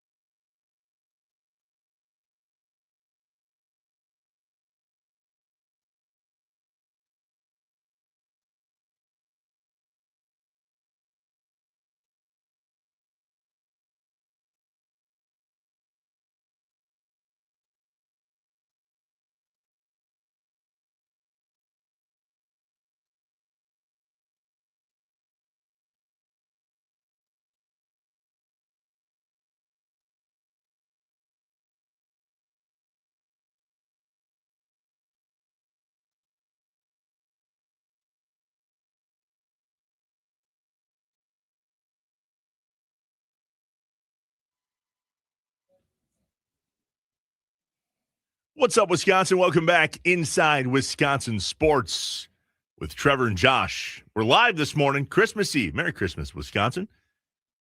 We are live from those Wisconsin Sports Radio Network studios that are powered by the Potawatomi Sportsbook. Mm-hmm. We're not on Friday. No, we're not working tomorrow. Nope. Which means we got to do our top 5 edition keys to the game. So it's the top 5 Friday that we started last week, and we were weirdly spot on with our predictions. And we didn't want to be. No, we didn't, but we were. And today is the Wednesday edition of the top 5 Friday. Our top 5 keys to the Packers-Ravens game for the Packers to come out of this game with a dub. Now, it's Wednesday. Do we know who's starting at quarterback? Sure don't. Josh Jacobs? No idea. How about Evan Williams? Don't know. No clue. So these predictions may or may not be even close when we get back here on Monday post-game. However, let's do our best. Josh, you have the floor. You went first last time as well, and you were pretty darn good at this. Okay. All right, here we go. Packers special team needs to have a great game. Wait, are you rereading the ones from last week? I'm not, but there's a lot of similarities. Okay. Here's the difference. I didn't say they can't make any mistakes. That's what I said last week. I'm trying to be more positive in the way I'm saying it in hopes that was what caused all of this. So Number 5, the Packers special team needs to have a great game. Love it. Thumbs up. Thumbs up. Packers need to score 3 or more touchdowns. Don't care how they get it done, but they need to have at least 3 touchdowns. I like it. Cannot have a let's make 4 or 5 field goals type game. Agreed. Number 3, Packers need an interception. Secondary needs a pick. I need to see something from the secondary. I understand. I know you talked about on the show that there hasn't been like a pick 6 or a fumble recovery for a. Not one. There wasn't one last year either. Really? Yeah, I know. I looked it up because I was like, that's kind of crazy. So I'm not even expecting necessarily a pick 6, but I need to get a pick. I need X or Nixon, or there needs to be a interception in this game for the Packers secondary. Number 2, less 4th and short situations. This aggressiveness from Matt LaFleur and him trying to make the decision, do I go for it, do I not? It's all based on putting yourself in 4th and short situations. Less of those. Get the first down on 3rd down. Need more of that. And finally, and most important, number 1, nothing but touchdowns within the 10-yard line. Perfect. You're in the red zone. I'm not even talking about just in the red zone. When you're to the 10 or closer, get the ball over the goal line. No chip shot field goals. We don't even need to read my list. That's how unbelievably the same they are. Seriously? Seriously. Number 5, we need to win on the 3rd and medium. Okay. Not the 4th and short. Yep. So let's get a first down on 2nd or 3rd down and not put us in the pickle of needing to choose to be aggressive on 4th down, which may make us a little more aggressive on 3rd down. So be it. But let's just get a first down instead of going, we're on the 22. Let's throw it to the end zone. No, just get a first down. Yeah, do it in 3, not 4. Number 4, red zone touchdowns. Red zone touchdowns for us. Field goals for them. Mm-hmm. Let's flip the script for a change. Yes. Very similar on that one. Number 3, the way I wrote this down was 10-play patience, not 3-play panic. So when we need to start fast on offense, it doesn't need to be this, oh God, we only got 3 plays. Because we've been poor, in my opinion, on what I would call dink and dunk football. Mm-hmm. We talked about small ball with the Brewers. Dink and dunk football is what is working to our benefit if we do it, because how do we know that? That's the other team. The other team has been dinking and dunking us all year, specifically the last few weeks. So let's try that once. Start fast on offense, but let's have a 10-play patient set of downs versus this 3-play panic. Kind of like one of our last offensive possessions of this last game. We were in the red zone, I believe, or at least just short of it, and we had this 3-play panic situation.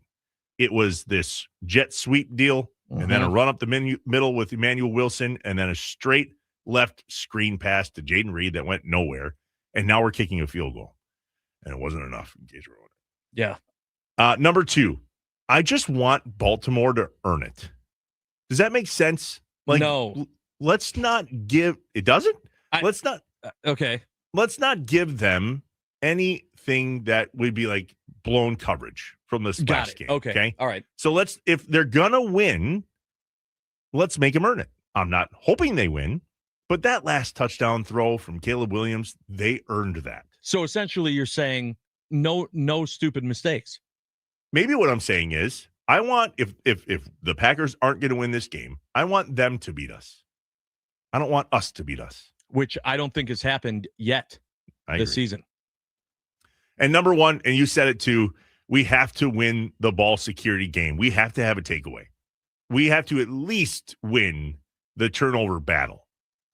And could we possibly score on special teams or defense? I'll take that too. But we just got to get back to actually making the interceptions when they're in Xavier McKinney's hands. Yeah, and that's why I was more picky of saying I want it to come from the secondary. Obviously, I'm going to take any turnover that the Packers can get if it's knocking a ball out and falling on it, which has been the epitome of any really turnover that the Packers have gotten this year. I want to see it from the secondary. I want to see a pick. I want to see Xavier jumping in front of a guy out of nowhere, flying across the field, and at least getting it back a few yards. I mean, just showing that, make teams at least have to question our secondary again. Yeah. I think we're going to get Evan Williams back. I hope so. He spoke yesterday as well. He seemed to be in pretty good spirits. He'll know more as the week progresses, just like all the other guys that are banged up. No different than Malik, who said he was good, and Coach LaFleur said Love was improving and was in team meetings, yet neither of those two dudes are out of the woods. And there's a lot of time between now and Saturday, including, I would think, some reasonable family time tomorrow. They're working today. It's their Thursday at Lombardi and Lambeau. Mm-hmm. And tomorrow's Christmas, man. So I know Matt LaFleur didn't necessarily care about Halloween, but there's going to be a difference tomorrow on Christmas Day, as it is for every NFL team. There is no difference of this show on a Wednesday morning. Incredible. Whether it's Christmas Eve or next week, New Year's Eve, the one, the only, Doug Gottlieb will join us live next. We'll catch up with him about this game that didn't go so great against Campbell, and then also catch up with him about what the plan is moving forward here over the next few weeks. I don't think they play again until the 1st. Plus, we always drop a Would You Rather on them. Josh, you do it today. You pick a Would You Rather question for Doug Gottlieb. He'll join us next. We are live on Christmas Eve from the Wisconsin Sports Radio Network studios, powered by the Potawatomi Sportsbook. We are inside Wisconsin Sports with Trevor and Josh. Merry Christmas, Wisconsin. Thanks for being here.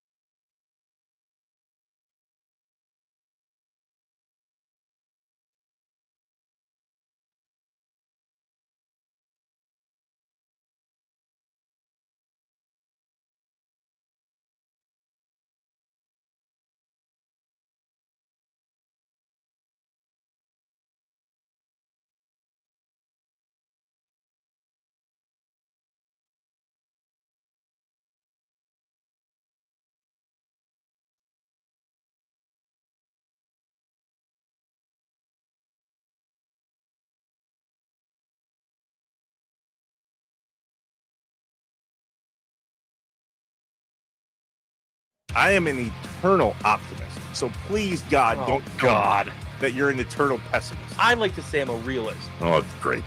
We're going to get along great. This is going to be great. This is Inside Wisconsin Sports with Trevor and Josh.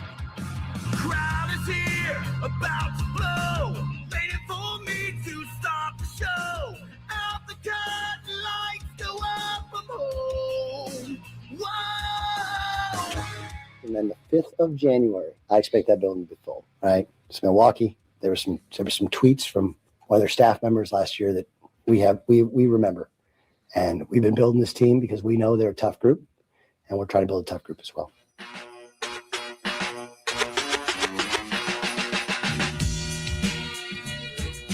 That was Coach Doug Gottlieb on keeping some receipts from last year from UW Milwaukee. January 5th, a big contest at the Crest Center.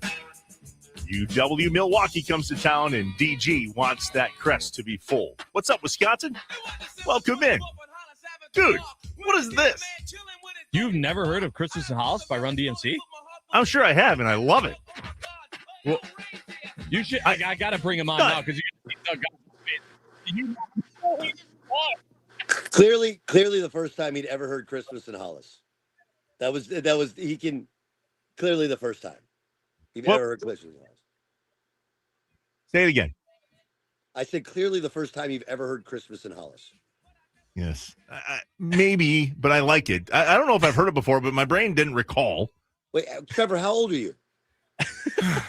42. Yeah, you guys might just have missed it. I don't know. I mean, I'm 49, Okay. No. so I'm 35. All right, and I've heard it a bunch. I did. The one Christmas song I asked for this morning this was "In Sync." If that gives you any idea, Merry Christmas and Happy Holidays. So I like it. Yeah, I like it, but I prefer In Sync. That's what he said. That's what the man said. All right, can we talk about? Hey, joining us now on the Wisconsin Sport Radio Network guest hotline, powered by Gruber Law. One call, that's all. By the way, we're inside Wisconsin Sports with Trevor and Josh, and he is the head coach of GV basketball and no longer a live national radio host. This is the first time I think I'm introducing you as that's just a coach. Not there. Just a coach. And just got his ass whooped yesterday. That's it. Dude, okay, so yeah, didn't go great against Campbell yesterday, and we'll talk about January 5th coming up, and I think you got a game on the 1st as well. But would you rather Wednesday first before we jump into this game? Yeah. Josh has the question today. Yes. We did our Would You Rather's Christmas edition. Okay, I want to know, Doug, would you rather have some type of white elephant gift exchange or no gift exchange and just at best focus on the kids? I mean, obviously, I think every human being would rather do no gift exchange, right? Wrong. Both of us 100% said, give us the gift exchange. This is awesome. Really? My kids are grown. There's nothing worse than going and getting some gift knowing it doesn't mean, like, it's literally going to be like 30 seconds of either, like white elephant, be laughter or, oh my gosh, that's really nice of you. Thank you. And like, no. But Doug, otherwise, we're coming back. We're talking to you next Wednesday, and we're saying, hey, how was your Christmas? What'd you get? You get anything good for Christmas? And your response has to be, oh no, we don't exchange. I didn't get anything. We don't do that. And then we go, oh, awkwardness. My kids are in the dad. Just give me money. Money. That's where they're at. And I was like, hey, how does this? This is the there's obviously from Passover. There's a prayer that the youngest child says to the Passover dinners. Why is this night unlike any other night, right? But when your child asks you're like, you're responsible for every morsel of food, every piece of clothing, everything, everywhere they've ever gone. They're like, hey, can I get money? Like, why is this day unlike any other day? Right? I mean, seriously. Mani shana halayla hazeh miko alilon. What the heck is going on here? Yeah, my kids are in the either in the now they have the digital lists as well of things they want. Like they just send you, hey, just click and buy, sends it right to my house, like super impersonal. Like, no, not doing that. Doug Gottlieb joining us on Inside Wisconsin Sports with Trevor and Josh. We're going to talk about that game in a second, but DG, this is kind of special for me. So this week and next week, my boys got off of school.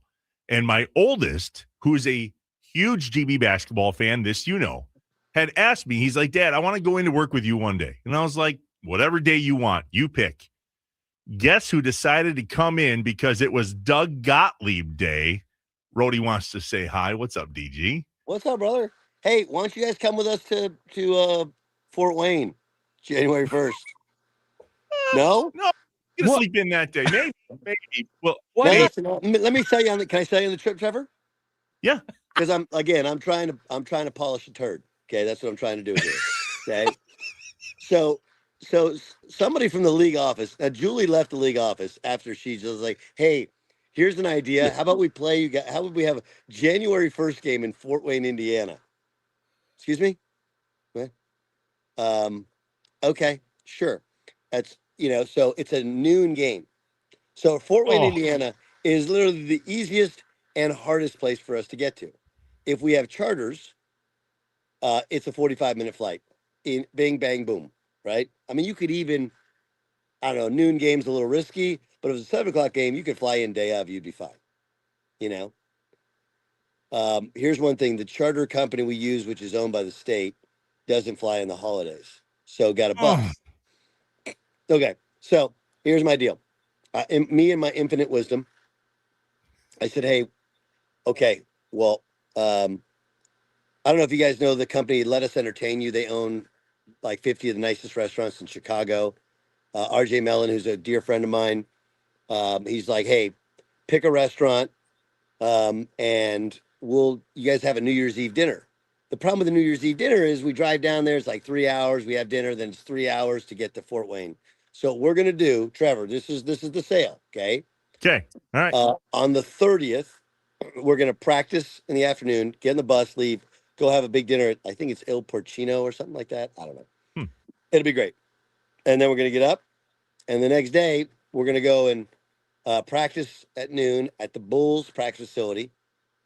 And then we got to find something Chicago to do on New Year's Eve day. I don't know. Maybe a movie. Maybe we'll go to Fort Wayne. I don't know. And then we're going to bust to Fort Wayne, play the game, come back. And maybe if we win, or I should say when we win, we come back through Chicago, have another great meal. It's a lot of bus time. It's a lot of eating time. It's some Chicago time. And there's a lot of Fort Wayne time, which I know we all are just like, dude, how you're going to get to Fort Wayne on the 31st, though. You're going to ring in the new year in Fort Wayne. Yeah. Yes. Because everybody says places you want to be, right? Right. Top 5 destinations in the U.S. Fort Wayne, Indiana. For New Year's Eve. Yeah. Hey, it sounds like they might get an NFL team there soon, though. So, I mean, we'll see. I was just going to say, I heard that. Yeah. Yeah. Wait, is that all right? Is that sarcasm, whatever? Is that because? Well, you saw it. I mean, the Chicago's looking at Northern Indiana. Oh, yeah. But is Fort Wayne Northern Indiana? I thought like Mishawaka is Northern. That's like Gary. Fort Wayne put out a tweet with a beautiful rendering of a stadium going, hey, Fort Wayne's beautiful this time. You do know where they play is the site of the first NBA game ever, the Fort Wayne Pistons. I did not know that. That's cool. Yeah, I think it's the Fort Wayne Coliseum. That's where the first ever NBA game. That was also the last time they updated that arena as well. All right, tell us what happened against Campbell. And by the way, I was going to ask you, did it hurt worse that Jeremiah Johnson went off for 27? God. Yes. I mean, I love the kid. And he, I still let him keep shooting even after he missed his first 17 threes last year because I believe in him, okay, he comes in shooting 28% from 3 and hits his first 3, and the basket looked gigantic. I don't know what happened. I've watched the film, but we were solid the first 12 or so minutes, had a couple calls go against us, had a little lead, fell behind, had a horrendous call go against us end of the first half.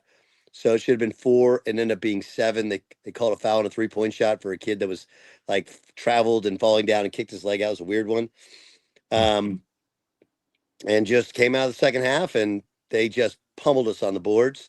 And then every time they got offensive boards, they kicked it out. And a team that had been a poor 3-point shooting team had, kind of the game of their life last night. But they beat us, and that was on us. I don't know. It's a little similar to the Wright State game where we're right there, and really the physicality, our group did not respond the way they need to respond. So I don't know, but it's like we played so well against Santa Barbara, and what was a 3-point win really should have been a double-digit win. We missed layups, missed some free throws late. Just really surprising, but we did find a way to win the game.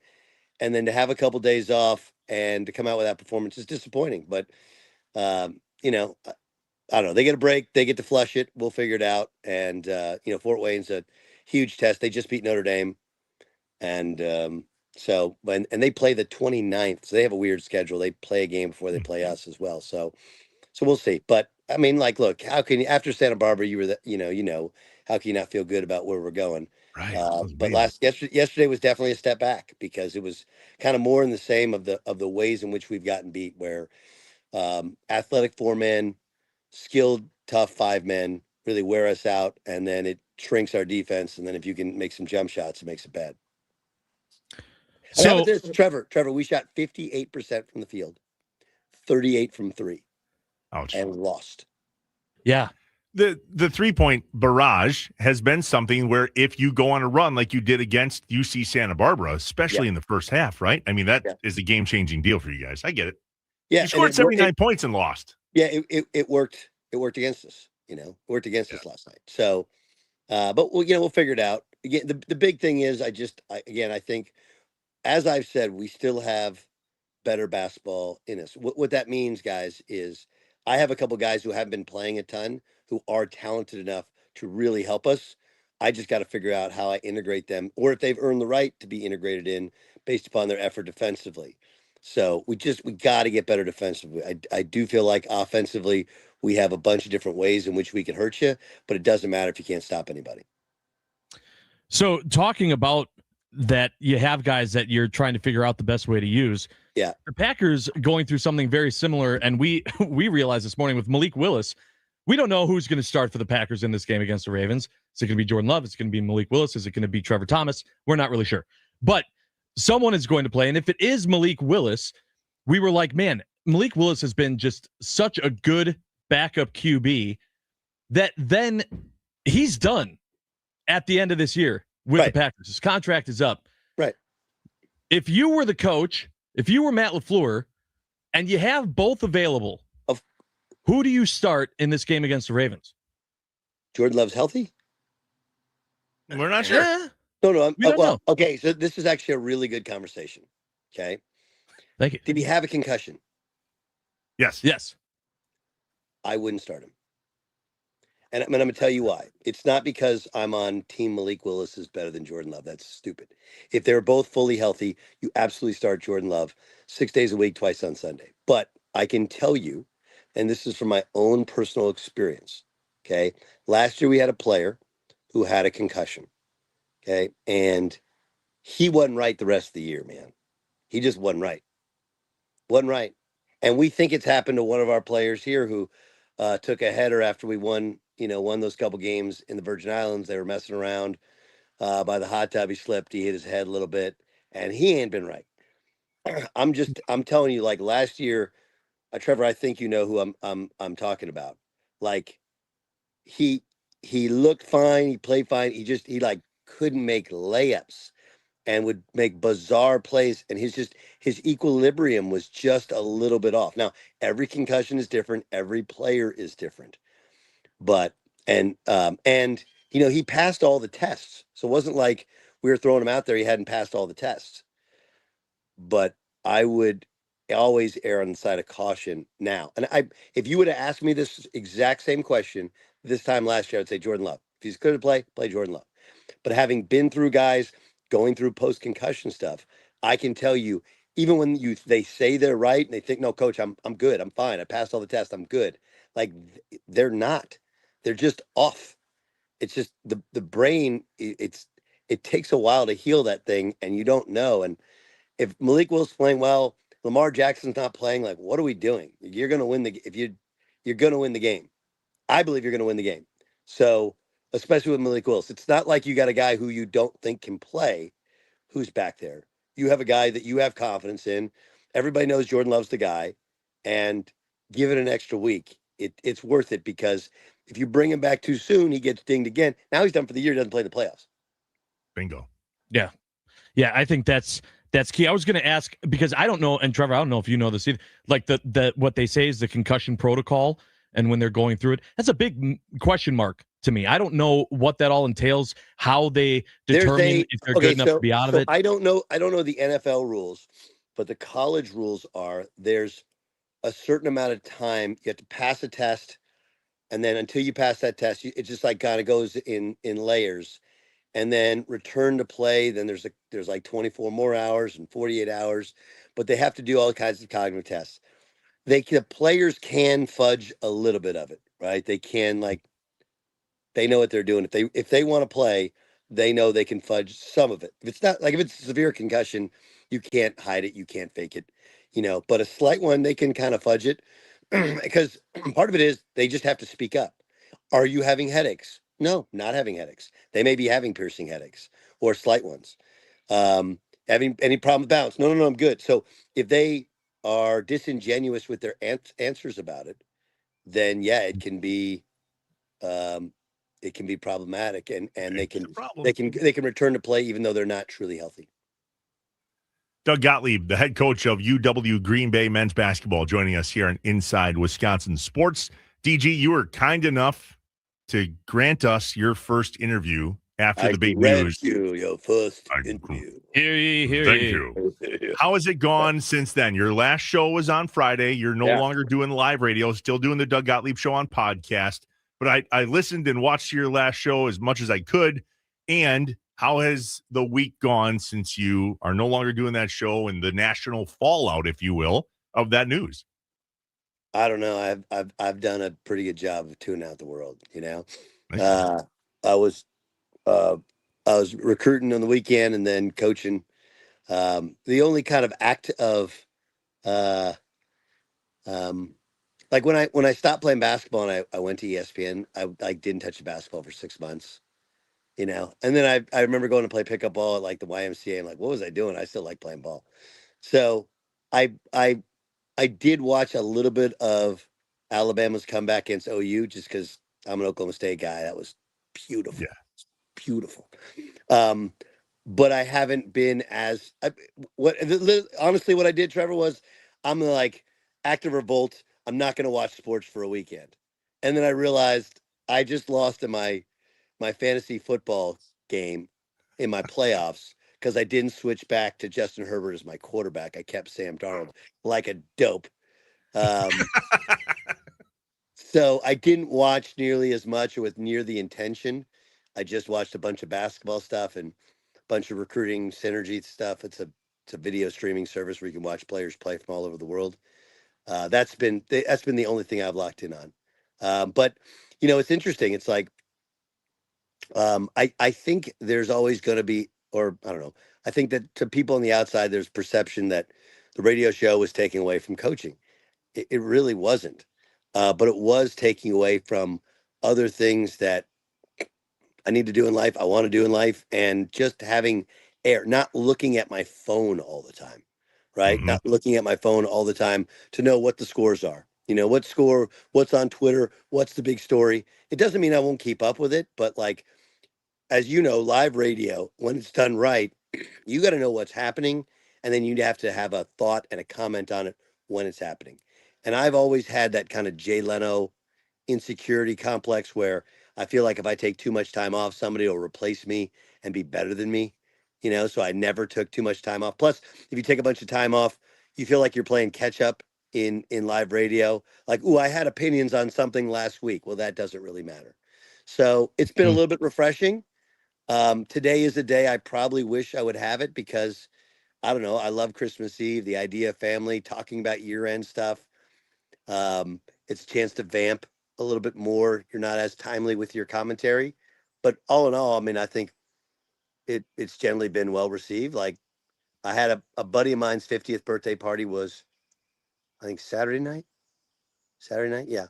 And, I had friends that I grew up playing basketball with and I've known, and I honestly, anybody who knows me, the only two things I'm equipped to do in life are talk and coach basketball. outside of that, I really don't have much usefulness to the human race. I mean, that's reality. Jeez.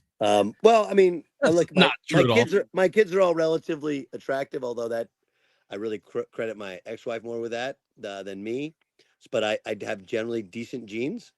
But talking coach basketball, and so when people who I grew up with is like, yeah, I'm gonna just full-time coach now and do podcasts, and like, yeah, that makes sense. That tracks. What's you? Perfect. Doug, last one I had is I just want to know what's your plans for the holidays? What's your plans for Christmas? So I'm in Oklahoma, and see my kiddos, and then taking my son back up with me to Green Bay. So he's going to spend the next couple weeks with me, and we need some snow, man. Like all that stuff that's in Tahoe, we need one of those because Larry Trankler, who owns Baytech, he's got, or his brother's got some cabins way up in the UP, and he's got snowmobiles, and like that's all I want to do. I Nice. got to arrange our schedule here to where I can get one day to just go. I've never been snowmobiling. You guys been snowmobiling? Yeah, one time. And worth it? Not for me. I thought it was fun. Wait, why not for you, Trev? I don't see value in going 80 down a trail where you don't know what's coming next. It's just not my jam. You don't have to go 80 for the record. Well, you do if you snowmobile the real way, I guess. I don't know. It's just not for I'm not much of an adventurous. I don't want to do like Fast and Furious. Like I saw the guy from, was it Call of Duty? The guy who made Call of Duty died in his Ferrari. Yeah. Yeah, I don't want to go out that way. Good. Don't do that. Yeah. Please don't. Somewhere between like 30 miles an hour and 50 miles an hour, I'm good with. But anyway, what am I doing? Hanging with my kiddos, man. Shelling out money because Dad, we want money for Christmas now. Yep. That's what Santa. To which you go, well, Dad just took a pay cut. Dad just take a pay cut. So how about some GB gear? Adidas. It's like, You're hey, a medium, how come right? everything we have is Adidas? Yeah, right. Yeah, no doubt. Well, I got my Built stuff. Got a little deal with Built going too, so we get Built like Built and Adidas and Nicolay Bank. Why do we have Nicolay Bank shirts? Love it. That's funny. Well, green sweatshirt. This is great. This is really. Dad, this is your size. Why do you give me things for your size? I thought that was in now. DG, we don't care where you are next week, Wednesday, New Year's Eve, but we want to chat because we got to hear about the dinners and the travels and all the things. So, I mean, it's nothing. Listen, nothing is going to top New Year's Eve, Fort Wayne, Indiana. Trevor, yeah, absolutely. Trevor, listen, I think you go home tonight and you pitch it to the wife, and you go like, "Hey, listen, it's a once in a lifetime deal." You're right. Yeah, this is it. People like in Times Square, a little busy. Dubai sounds nice but far, right? Florida, warm, but the bugs, maybe a hurricane. I don't know. You got some crazy people always in Florida. Fort Wayne, Indiana now. Birthplace of the NBA. New Year's Eve. Sell it, buddy. Yep. It's big. Sell it. It's big. Killing it. Big. All right, dude. DG, we appreciate you jumping on, buddy. Merry Christmas, Happy Wednesday, and Happy Hanukkah to you and your family. Well, I appreciate the Hanukkah gesture. And Merry Christmas to you all. Happy New Year. We'll talk to you next week. All right, buddy. Thanks, see you Doug. then. Doug Gottlieb on the Wisconsin Sports Radio Network guest hotline, powered by Gruber Law. One call. That's all. When we come back, Josh and I wrote a letter to Santa, and we have a Christmas wish list that may surprise you. I wrote one. Josh wrote one. We'll see how close we are on our ask of Santa this year. We'll do that when we get back. Inside Wisconsin Sports with Trevor and Josh. We're live on Christmas Eve from the Wisconsin Sports Radio Network guest studios, powered by the Potawatomi Sportsbook. Just a small request. Jingle bell, jingle bell, jingle bell rock. Jingle bells time and jingle bell.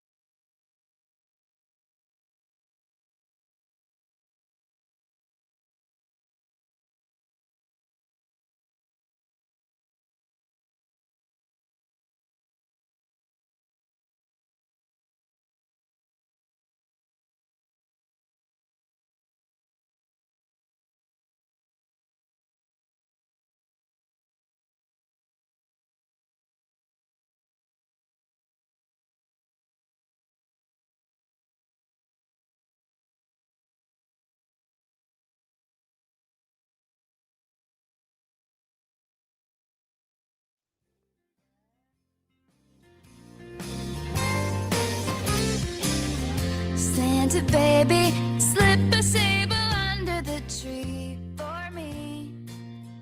What's up, Wisconsin? Welcome back inside Wisconsin Sports with Trevor and Josh, live from the Wisconsin Sports Radio Network guest studios, powered by the Potawatomi Sportsbook. We're the guests today. It's a holiday. Yeah, that's how it feels. I feel like I recognize singers here. Ooh. Don't know this one? Is this the Chicks? No, it's one person. That sounds like more than one. Nope. This is T Swift before she went pop. Oh. Yep, Taylor Swift Christmas album.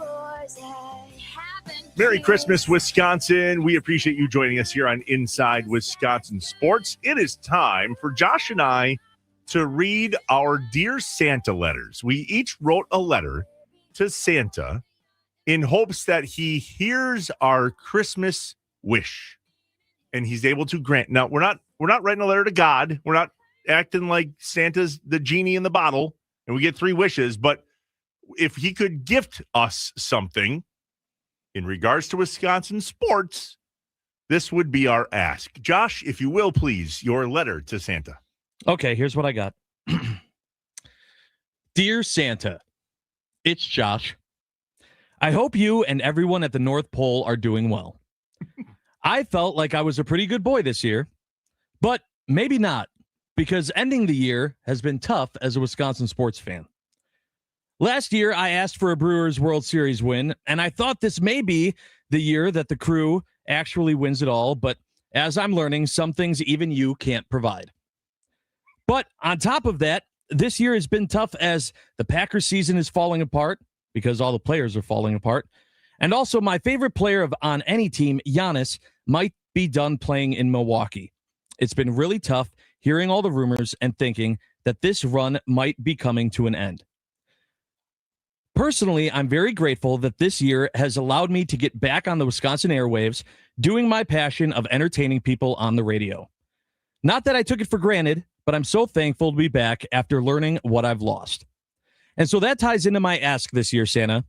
I've been very lucky for a while as a Wisconsin sports fan to be able to watch winning sports, even if it didn't end in a championship. Unlike what happened in my personal life with my radio career, this year I'm asking that you don't let these good days end and allow me to continue being a passionate sports fan with teams that give me a chance to hope for a championship. Love, Josh. Wow. So your ask was just for optimism. To not let it end. I've been looking at, especially after that loss to the Bears, I was grasping for anything, any type of positivity. And I realized that for like the last decade plus, I mean, even longer than that, it has been when one team's struggling, another one picks us up. And as Wisconsin sports fans, we've had something. And right now is a tough time. Spoiled, man. It is. We're spoiled, but it's been great. And I don't want that to come to an end. So my ask this year from Santa is, I don't care what team it is, but give me that hope to continue saying, hey, this team's got a shot this year, and keep that sports fandom going. Don't let it end.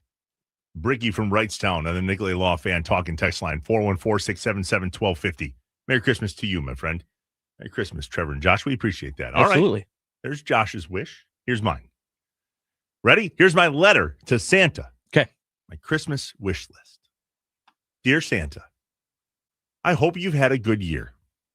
It was good for me, too. And in regard to my behavior, this you already know, I was an angel this year. 5 stars. Would recommend. So about my Christmas wish list, albeit short in terms of items, this wish list has one very big gift that I would really appreciate this year for Christmas. Santa, have you ever heard of the lottery? Specifically, have you ever heard of the Powerball? Yeah.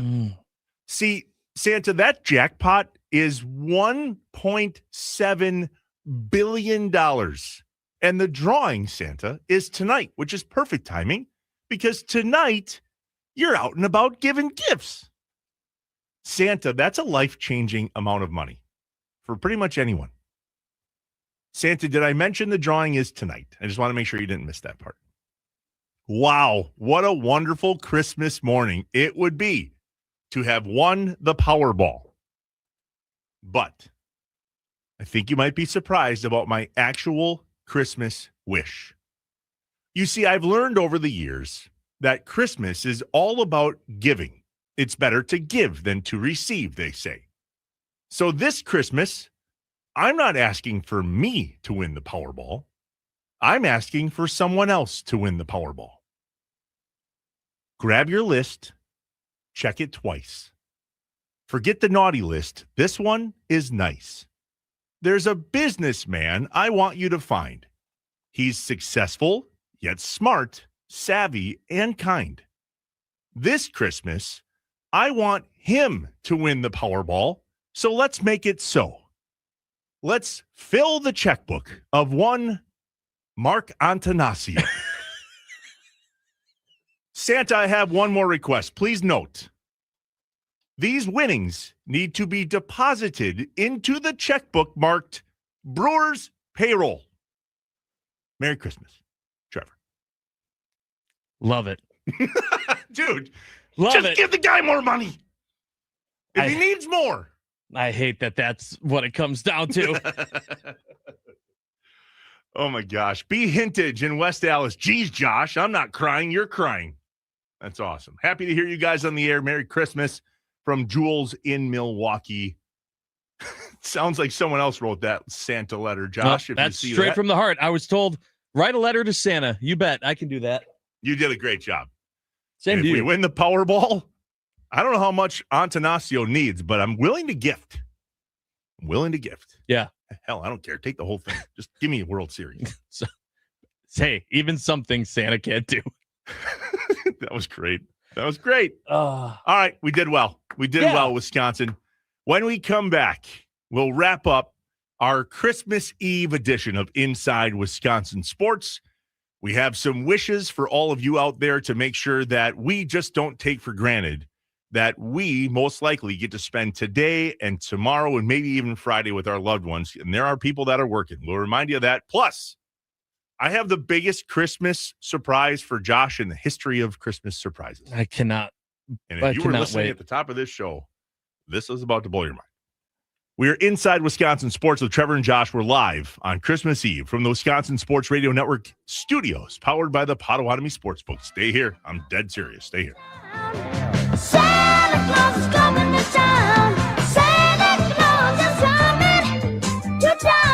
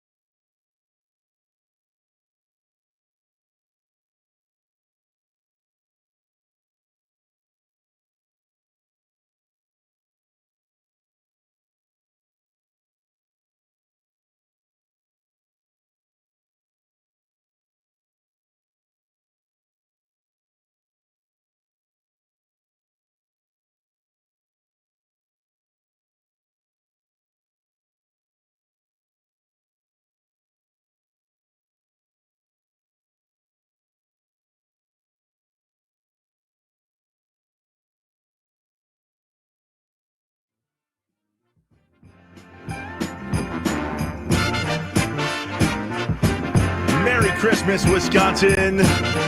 Live from the Wisconsin Sports Radio Network studios, powered by the Potawatomi Sportsbook. We are inside Wisconsin sports with Trevor and Josh. I got quite the surprise this morning, Josh. I had told my son that he was able to come with me if he so chose, and I had no expectation that he was going to be able to get up at 4 a.m. And he's there. Every morning, I have a thing. I go out and start coffee. What you don't know is that I sleep in the nude. Well, now everyone knows. I open my door. I walk through a dark kitchen. I hit start on the coffee, and I walk back. You know where this is going. I open the door to my bedroom today, and there I stand in front of my 15-year-old son. So if you see me start a GoFundMe page later today for Christmas, it's for his therapy. Therapy. I stood there, kiddo. quickly covered myself, if you will, and I stared through him because I was so shocked that there was a person standing. Like, it was that, is this an axe murderer? What's about to happen? Trevor, you can't do that. He looks at me and he goes, you didn't think I was going to get up, did you? I'm like, clearly not. Oh, my God. Clearly not. But anyway, it's appreciative that he's here. I love having him with me on Christmas especially. But I'm so sorry. Scarred. For life. He didn't see nothing, he says. It was dark. I was in the pool. All right.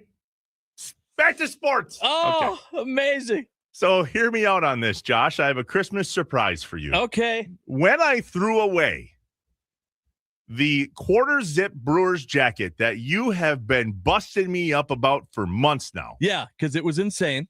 What you don't know is that on my own, and I've been eating this all this time, but on my own, I went and grabbed it out of the garbage. No, you didn't. You're right, I didn't. But I did buy you a quarter zip from the Brewers store, and it should be to your house just after Christmas. Now leave me alone. Oh. I thought maybe you did. You somehow pulled that off. And you had this garbage smelling, sweat-smelling thing in your possession that you've been holding on to for 3 months. I went and tried to find the literal jacket so I could send that to you to be like, here, bud, got it out of the garbage. Couldn't find it. Oh, but incredible. To allow this story to die, please, I did send you a nice quarter zip for Christmas from the Brewers team store. You're welcome. And listen, I didn't do that with any expectation of anything in return other than, will you please get off my back about this quarter zip? Just kidding. I will. That's my gift to you. The fact that you're a closet Cubs fan, no. But the quarter zip, I'll let go. I'm gonna give a gift to all of our listeners. Oh, what is it? Some people might be unaware that Trevor's vocal range is quite extraordinary. Oh. And oh boy. I'm going to play a song for you now, and then I'm going to pause it and let Trevor continue the song. Enjoy, everyone. Oh. You're a mean one, Mr. Grinch. You really are a heel. You're as cuddly as a cactus. You're as charming as an eel, Mr. Grinch. You're a bad banana with a greasy black peel.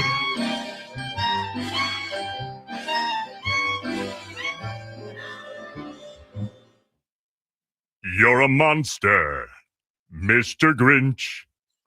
Your heart's an empty hole. Your brain is full of spiders. You've got garlic in your soul, Mr. Grinch. I wouldn't touch you with a 39.5-foot pole.